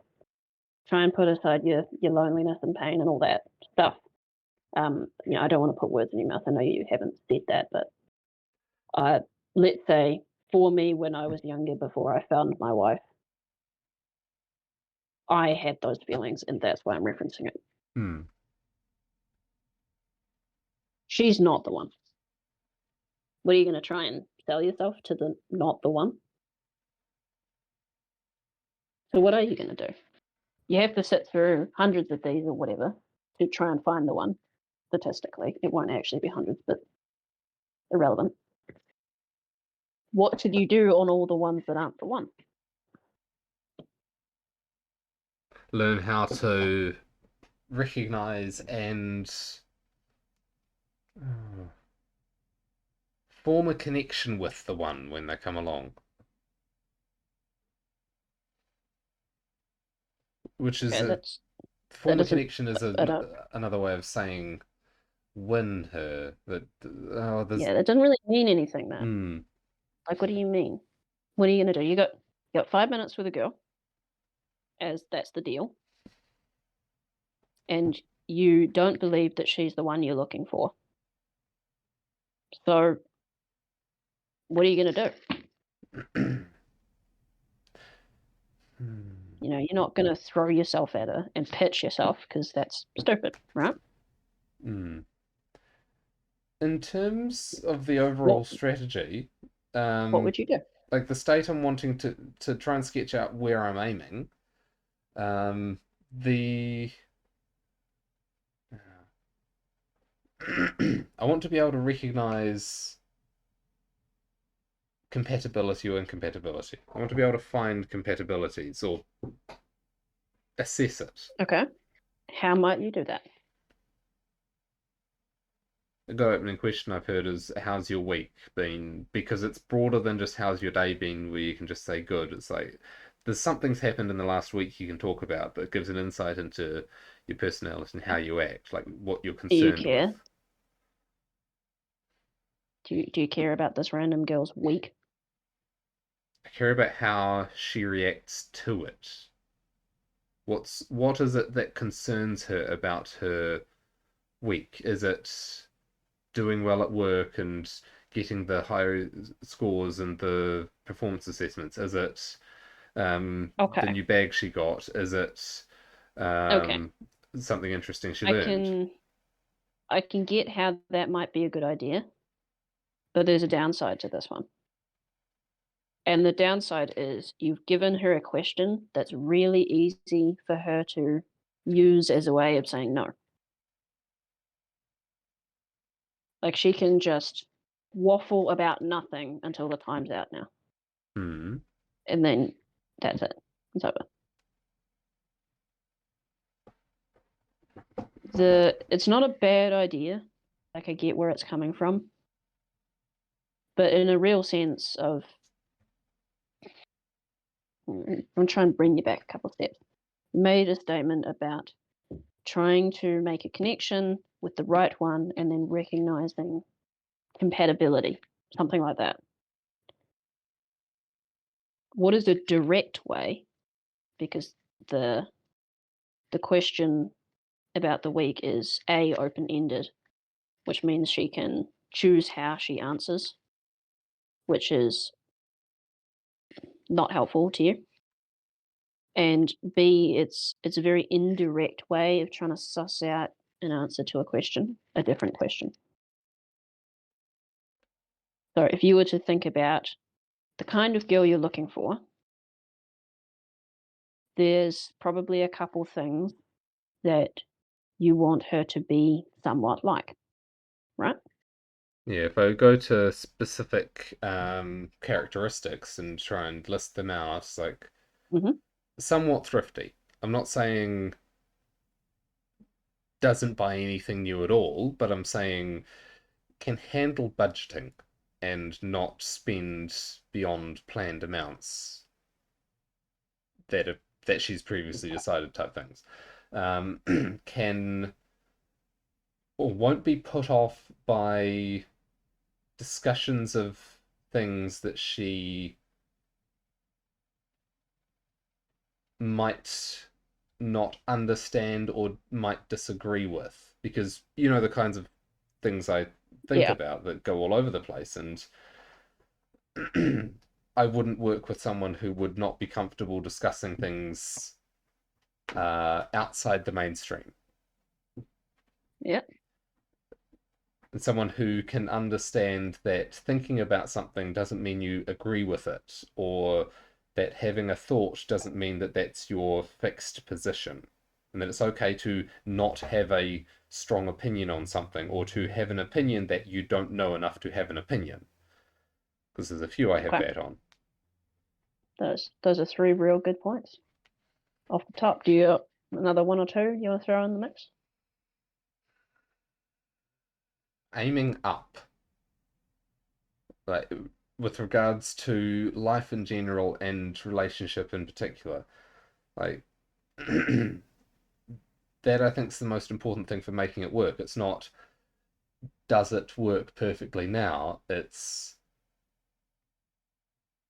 do you care more about making it a better relationship than being right? Okay. So future goals, ethical behavior, something like that. We're Hmm. getting a little bit into the weeds here. Emotional maturity. Hmm. Yeah, these are sort of all. Your first three were real solid. The fourth one was pretty good, and then these other ones feel like they're kind of once The, those other ones are met, making sure that the person's stable, kind of things. hmm. I'm not putting you down like this; these are good, but I'm just trying to think about how to structure this for you. Yeah, yeah. I'm not in the headspace for remembering which was said first or what the first thing I said was. I'm in the Okay, no, that's all right. yeah. My point is, what I think you should do is don't be the guy who pitches himself. Go to the speed dating thing and assume two things.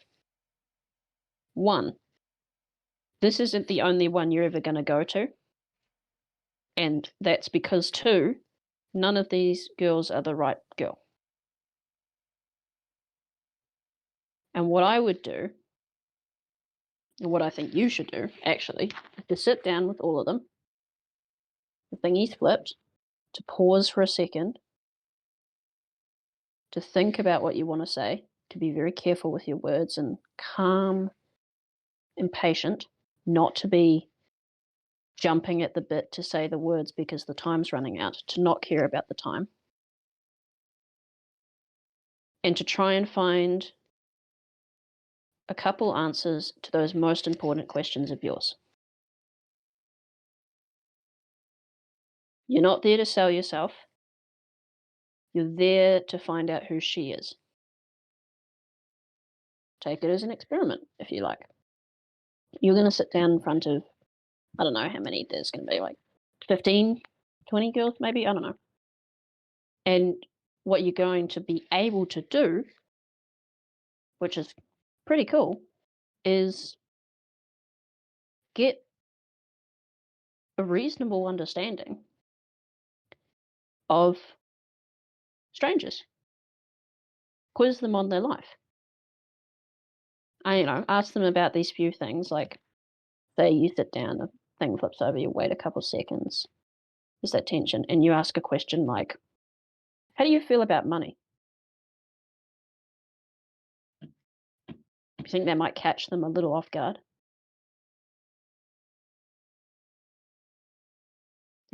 I hate to say the classic, where do you want to be in 5 years question.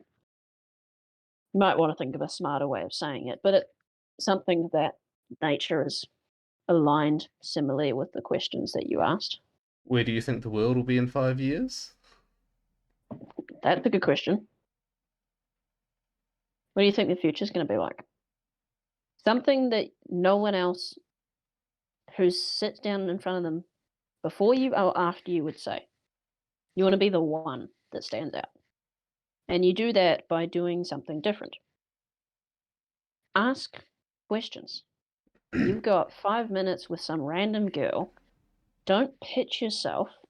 Use those 5 minutes to learn about her. Who is that girl?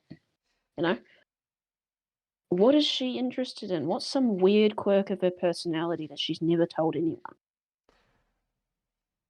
I don't know how much you feel this. I'm sort of assuming that you agree with the statement that people are fascinating. If you ask them questions and Hmm. they answer them, you will learn instantly that people are amazing. And you would be endlessly fascinated to keep asking them questions about their weird life and their weird differences, because the differences are what makes things beautiful and special. I definitely That's agree what with you that should in do. the abstract. The I think my natural thing focused inclination, hence engineer, um, has meant I haven't explored that much. But Hmm. Seems like underdeveloped sphere in your knowledge jar, though. yes, Doesn't that excite you?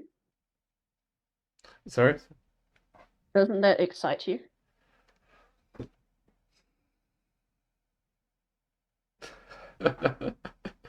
Oh, there be dragons. Uh, Yeah, but am I right in saying that your brain's like, ooh, a mystery? I don't know. no, it's interesting. It was what was it? It was okay. There's a gap on the map. There be Hmm, dragons. I'm a dragon too. As in, as in, those dragons hmm, have something to fear from me type thought, and that's an interesting direction for my subconscious to take it. yeah. It's almost predatory toward the unknown things. Like it's not the excited boy who wants to go and learn all the cool things. It's the I will hunt down these unknown things and take them as my own. That's a better response than mine. That's very good. And that's what you should bring to the table. Not the excited boy who's trying to pitch himself or learn about her, but a dragon who's sat down at the table. Danger. I mean that literally. Back to what we said before. Saying, asking the right questions in our society is a dangerous move. Do that to every girl at every table and try and come up with a different question for each one. Sit down and ask a question that they didn't expect. I'm gonna need to come up with a list. Yeah, I mean, whatever works. You don't want to be too formulaic about it. You don't want to sit down and ask the same question at every table or like Hmm. have the same three or whatever. But if you have a pile to draw from, that's good. Hmm. And naturally, you will ad lib a bit. But that's my. I'm assuming you wanted some advice. Yes. You got it. Either way. Okay, good. You're sort of realizing, like, maybe he wanted to talk about his thoughts on it, and I just can't. Okay. Um, yeah. Sit down, be calm and patient. Don't worry about the time. Let it flip and say nothing. And then interview them. There's a You lot are of there to interview them, there's a lot of not the other way around. nervousness. Oops. There's a lot of nervousness internally that even just talking about it, that how do I put it? I read that it's apparently not uncommon for men to be blind to their own emotions, and I'm not sure whether I have more of this than average or whether it's just normal, but what is it? The recognizing your own emotions by the physical symptoms. Mm, And I've got a bit of a pit in my stomach, and my stomach muscles are tense and shaking. It was like, I'm nervous. yeah, I would be. Yeah. It's like tomorrow for you. It's all well and good for me to say this. I don't have to go and do it. But see, I feel excited at the idea of being able to do something like this, but that's just because I don't have anything on the line. And it's exactly what my personality would love to do. Uh, but it's an area that you should develop. And your statement about I'm a dragon too is, I think, the best instinct to follow. What are you nervous about?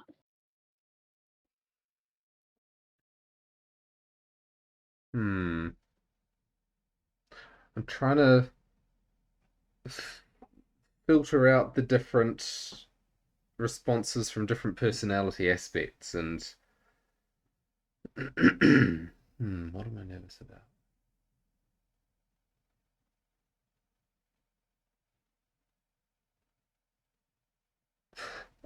Oh, that's an interesting one. It's Mm, poetically expressed, but it's a re-expression of there be dragons. It's like they be vipers. That there's fear of the yeah. feminine. Okay. What are you afraid of about that specifically? I keep wondering whether it's rejection, but it's not quite clicking. It's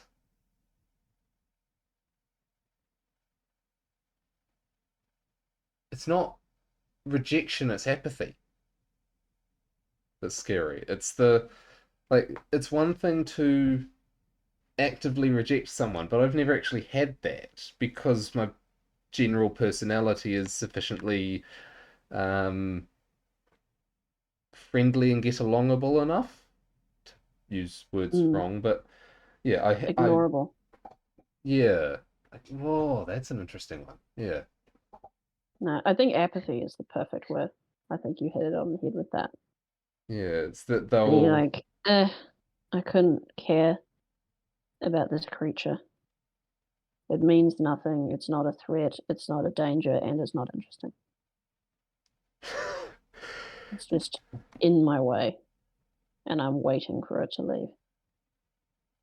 Yep, yep. I'm There's shivering happening as you say that. Yeah, that seems to be on the money.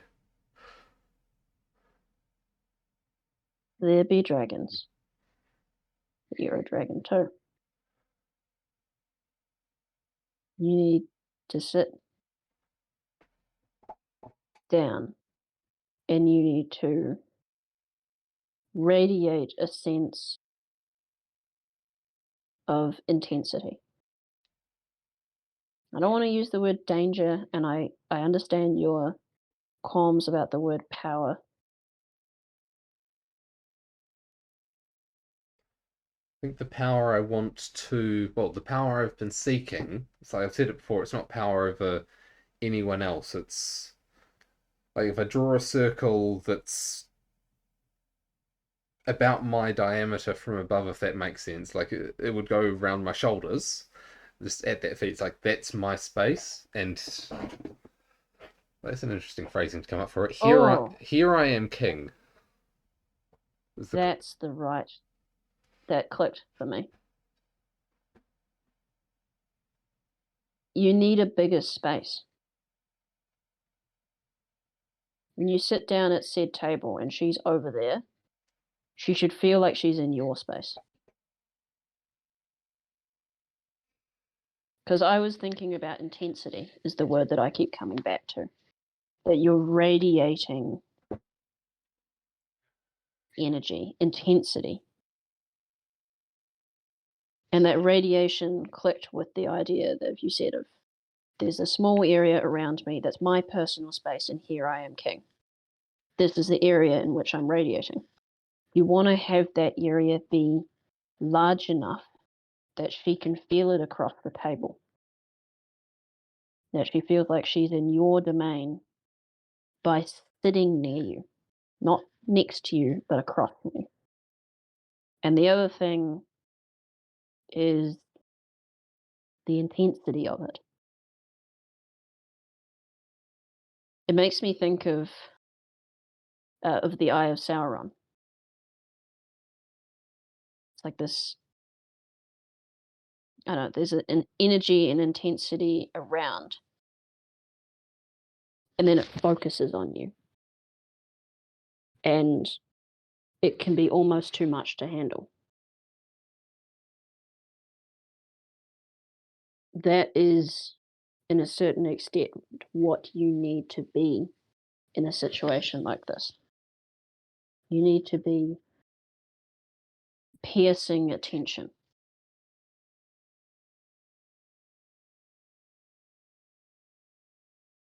Now, perhaps this advice is bad. Perhaps it's simply what I was, am, and what worked for me.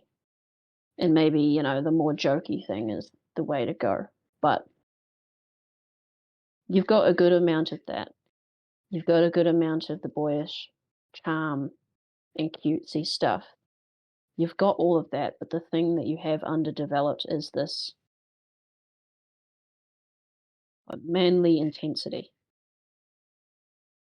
And the best way that I can think about it is that projection of domain,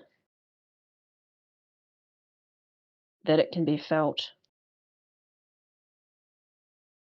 by others who may not be within your personal space, but can sense you there.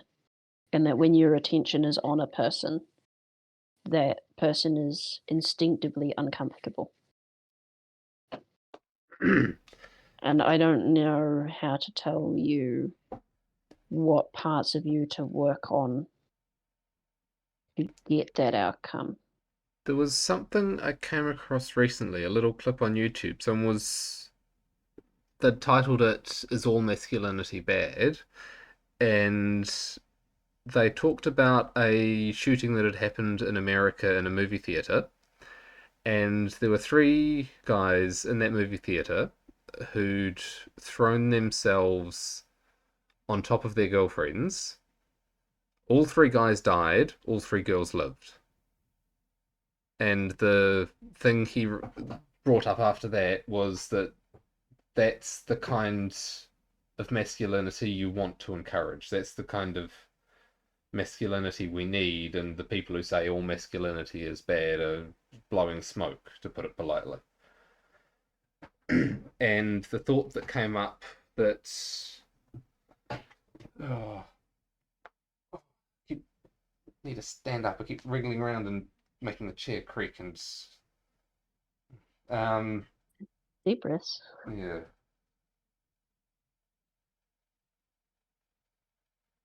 The thought was trying to find someone who would be worthy of that. That's a high bar to meet. And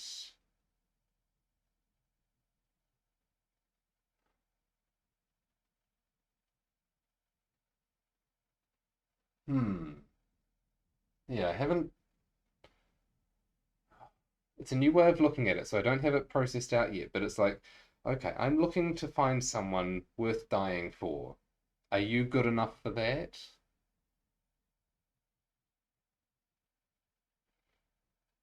That question seemed very weak. The way you said it. The question is amazing. But it was almost like you were questioning whether or not that's the right question. I am still questioning that because it's a new one. Fair. I think perhaps that's something that you should flesh out through your own time in meditation. Hmm. It's not something that you're going to get in the next, half an hour or whatever. But what I would say to you is that you need to have a question, a criteria, a bar for her to pass that you are deadly serious about. And once you have that and you hold on to it, it becomes really important that you know if she passes that bar or not. And you're not going to find out by being nice and cute and friendly. You're going to find out by being piercing and asking hard questions. And I'm not, to make it clear, because I don't know if you're getting uncomfortable or perhaps that's my own instinct kicking up, but I think it's worth noting. There is discomfort Just that I'm be trying to mentally headbutt here, so okay, keep right. going. Just because I'm saying that this is what you should do on first encounter, by no means does it mean that that's how you're supposed to behave to her in general at all. This is not how you behave with women. This is how you do the first few minutes. Yeah, because as soon as she asks what I do, the excited about what I do is going to come out. Yeah, your job is to have a bar and see if she passes it. And if she does, then that part has served its purpose. The intense manly thing has served its purpose. If she wants to continue in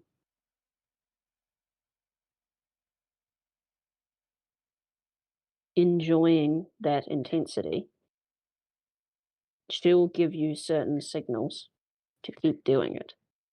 And I can't explain that to you. That's just something you'll have to learn, unfortunately. Um,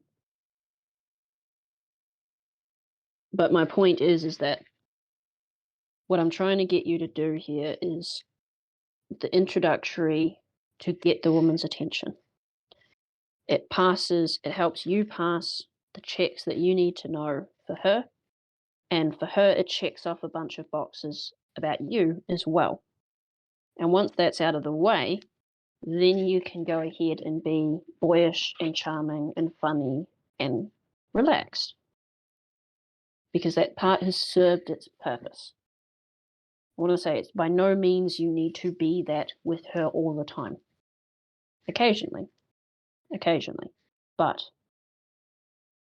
it is not the primary way that you should interact with a woman. The primary way of you interacting with the woman is the way that you want to, by being yourself, being friendly and funny and kind and compassionate and interesting. But you need to have that intensity as well. And you need to display it upon first contact to spark the interest and to Hmm. check off a bunch of boxes so that the other stuff, the genuine you stuff, is possible. She's not going to waste time until she's checked off her boxes. And you shouldn't waste time until you've checked off yours.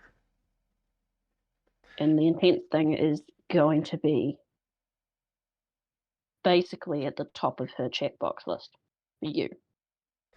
I'm just thinking of the thing I'm looking for and wondering if nuanced thinking. Like there are lots of different tribal allegiances ideologically these days, and it's very easy to say, oh, okay, you're in this group, you're in that group, you're in that group. But the ability to think in a nuanced way about it and say, I agree with some things from that, and some things from that, and some things from that, and I disagree with some other things from each of them, but it's not allegiance to a particular outcome. Mm, It's interest in what there actually is there, because like if the allegiance is to the outcome, then it's like this is what the result of this argument will be, and you don't know it yet, rather than we're having a negotiation where we each learn something and then come to a conclusion together. It's, I've already mm. decided how this is going to finish, and I'm just going to keep arguing until we reach that and you give up. Yeah, yeah. It's you don't want someone who's already certain that they know everything. Yeah, I don't want the. Well, I you'll want have to someone think of who will. some clever questions Yeah, someone who will to stop and think when something weird comes up instead of reacting to it. Yeah. you need to think of some clever questions to pry that out of her. Hmm. What questions could you ask that a person who has nuanced thinking would give it a good answer to, and a person who doesn't would show who they are immediately? You're trying to catch her being basic bitch, effectively. That's a phrase I've This heard is thrown around and I this don't is your understand job. it. What's it mean to call someone basic? Um, if you think of the girl who only speaks in high frequency tones, Okay. And then there's calling someone based. Hang on a minute. that's Yeah. someone who has opinions based in reality and not in what is acceptable. So, say someone has a Hmm. political opinion that is um, very traditional and has roots in history, but is very much not acceptable in modern thinking.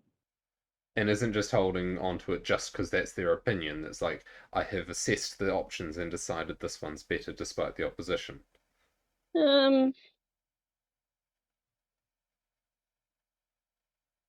no, it's not. It's not generally used by to reference sort of old people who just do things because that's the way things are done. It's generally used to a younger person who has chosen to go with an older idea. Hmm. Okay.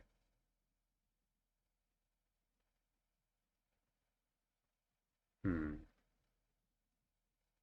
Say, say a young woman who tells other women they shouldn't sleep outside of marriage, a person could call her based.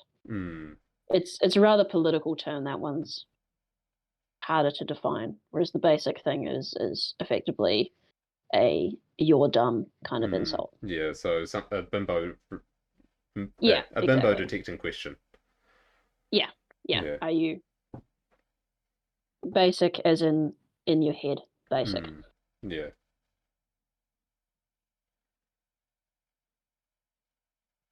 Yeah, I'll have to think about that and the bar to reach of would you be worth sacrificing my life for? As in, that's a good one to motivate the she has to reach a bar. Mm. And then it's like it feels like the masculine oh the to speak in the abstract, the man does not care who approves of him or not. He strides forward on his path as he sees fit in the moment, and if it looks like it's the wrong path, he might change his path, depending on the individual. But if a woman chooses to follow him on that path, then that's great. And if she decides to walk off, then bye. It's still his path. And that's why it's number one on her checkbox list, the intensity. Because what that says is a guy who is sitting there going, I don't care what you think of me. I need to find out about you. Do you match my goals and visions? Yes, no. Mm, yeah. Whereas the guys who are there pitching, all they're thinking about is, please love me, please love me, please love me. You know, approve of me, approve of me, approve of me. Yeah. And it's The not. puppies. Yeah, Shouldn't yeah, want a puppy. yeah. And for the man, in the man walking his own path sense, it's not the you must fit my mold. It's here's the place I have to fill. Does it suit you? If not, good day. If so, come take on the world with me. Yeah. I think it might be slightly inversed. It's more, and do you suit, does it suit you? Do you suit it from the man's perspective? Hmm.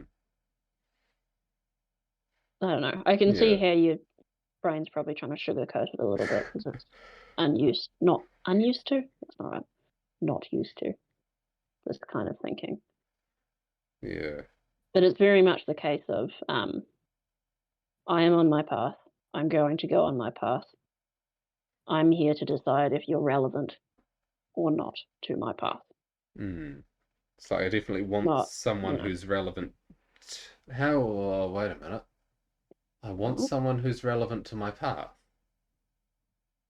That's in the sense of I don't want someone who's not relevant to it. That's hey, there you go.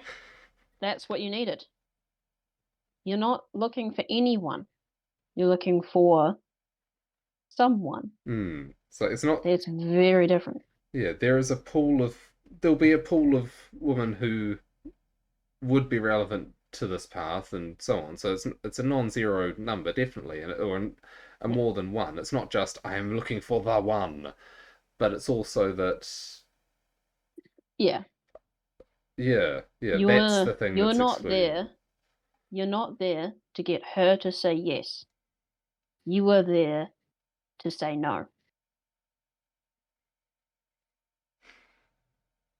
That's what it is.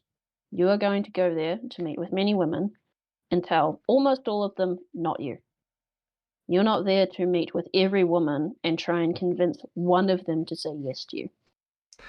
There's a conflict that I think I understand, or an apparent paradox that I think I understand the resolution to here. That um, how do I put it? the idea that women have more power in mate selection than men, but this aspect of the man picking the woman who matches his path, and it's more that uh, she's selecting the path that she wants to join, and he's searching for.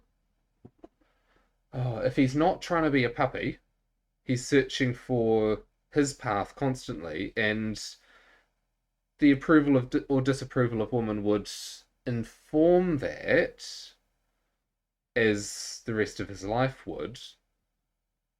But yeah, it's a choosing, or it's a she's choosing the path, not the man as such. Oh, She's choosing a man who has a path. The puppies only want to follow her. yeah, she's oh, it's not him she's choosing. It's to be with him. She's not saying, okay, you fit me. It's like I fit. It's Yes, yeah, yeah. yes, yes. Oh, That's it. Because this is the big secret truth that no one wants to say, and you can call based, is that what women want is to follow the right man, and what man wants is to lead the right woman. oh man, a few internal sort of old life conditioning things coming up in response to that, but Yeah, that's hmm. why that's called based. And then the reaction is modernity going, ah, that's blasphemy. Oh, it totally is. There's the modern religion, and that's yeah, yeah. Yep. Yeah, and things that go against that and are traditional are called based. There's your Mm, political lesson for the day. yeah. Hang on That's one of them. just the yeah the I'm just trying to flesh out and hang on to the insight of oh I'm No, gonna be it's repeating really myself, but it's yeah. really right. It's she's not selecting a man to be with her on her journey. She's selecting a man and his journey to go on with him because she never wants to be the reason he can't do what he wants. Which matches with the observed reality of multi-partner relationships where there's usually multiple women and one man, where he's on a journey and multiple women see. I'm thinking of other cultures mainly, but there's the Mm. odd bit in today's Western culture. But in other cultures, like you'll have a man who's picked the right path for himself, and multiple women see that as a desirable path to join. Mm. The language of "along for the ride's" cropped up in my head, but there's something about that that makes me very uncomfortable. That implies they're not contributing to it. No, that's not what makes it uncomfortable. What makes it uncomfortable is it brings me back to the whole evolutionary aspect of this, which is pure selfish gene selection. And that always makes me uncomfortable when thinking about mate selection and relationship. Mm, let's not.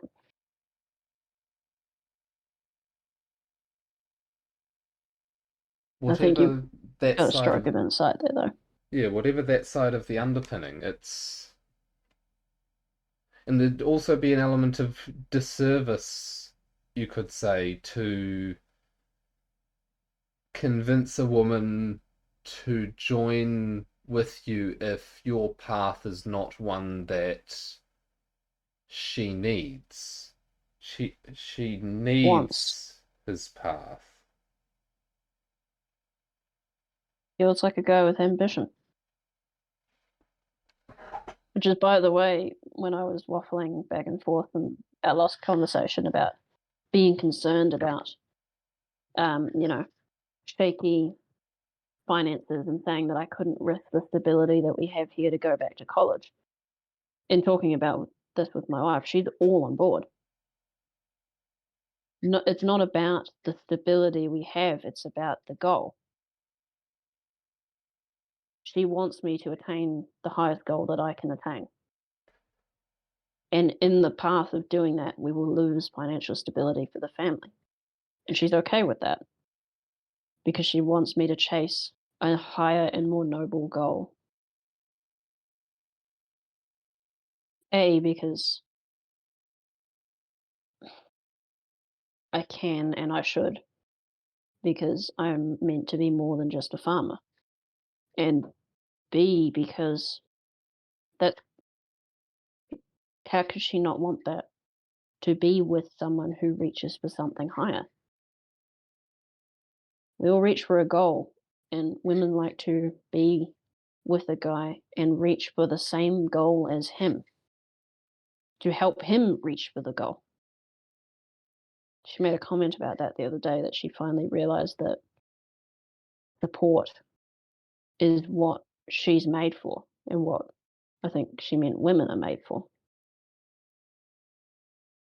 Did you to say help hold the guy support? up so he can reach the higher goal for the both of them. Hmm. Not to reach for her own goal that's separate, but to have his back and help keep him steady while he reaches for yet an even higher goal that he couldn't reach without her help. Hence the woman looking after her husband and her family in the home while he works himself, to death effectively, to reach for a higher goal. Where that comes from, I think. I have to say, part of my ideal outcome for finding a partner is basically that someone who can support me in my current job, because that I'm very lucky to be able to say is my ambition. And not just because my ambition is to climb the hierarchy and be the biggest guy at the company. It's like, no, that's not part of it. It's, I want this thing to change the world. Yeah. And if you're going to talk about economic things, it's not that you want a bigger piece of that pie, you want to make that pie much bigger Yeah. to grow the company rather than to get a better position in the same one. I want more people to have pie. You want to have you want to have a good fleshed out vision that you're excited for in the future, because she's going to want to hear it, the real one, the one that you're actually looking for. It's all well and good to say, like, I have this job that's cool, but you need to be able to say, like, and I'm going to do this and this and this and this is where I'm going. Future, this is my ambition and I'm going to make it happen. You always love a guy that's driven, I suppose. Yeah, I've got plenty of fun hobbies and interests and deep thoughts that are part of what I am and need. But yeah, the ambition. Oh, oh, in some ways it feels so corny. Oh, I'm just trying to translate the images. I want people to be able to not care if the oil stops.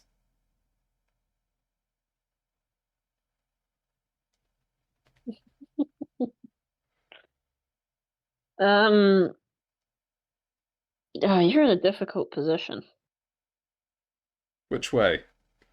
Well, it's like a political ambition. but you're also physically doing it, so it's kind of a personal ambition. It's a weird line to cross. Might need to think of a way. Like, I'm not saying that's a bad vision. That's an incredibly high and noble vision. That good luck. Um, but you might need to think of a way to separate those out a bit into like personal, understandable, achievable goals and visions, and then the higher realm potential outcomes of all of that. It's a very sort of it's a kind of statement that you could reasonably ascribe as a goal to Elon Musk. But you're not Hmm. Elon Musk, Yeah, yeah. There's a whole you know. So well and good for him to stand up and say, like, I want people to not care if the oil stops. But for you, it's like, okay, single dad in his little apartment. How are you going to do that? Like, it's yeah. cool to have that, but it's a little bit not tangible, I went to you the know. top of the hierarchy for that one. Well, a long way up there anyway. Um, Yeah, I'm not saying it's bad. Like, that's a great goal, and considering what you're doing and the company you're working with, that's amazing. But you need to have a slightly more objective part, I think. Something around, career success specifically. oh, that's if I try and personalize it to what I want for myself out of it, it's like interesting that the phrasing that came up was I want to be able to call myself a successful engineer. You are a successful engineer, but that's all right. You might want some higher goals.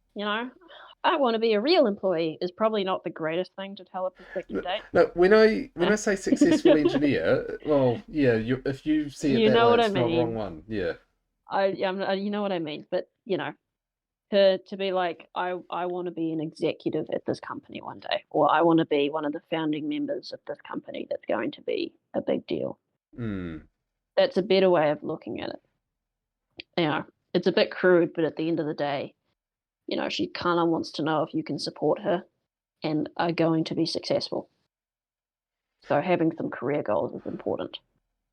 I want to be Um, I want to be designing steam engines sold across the world.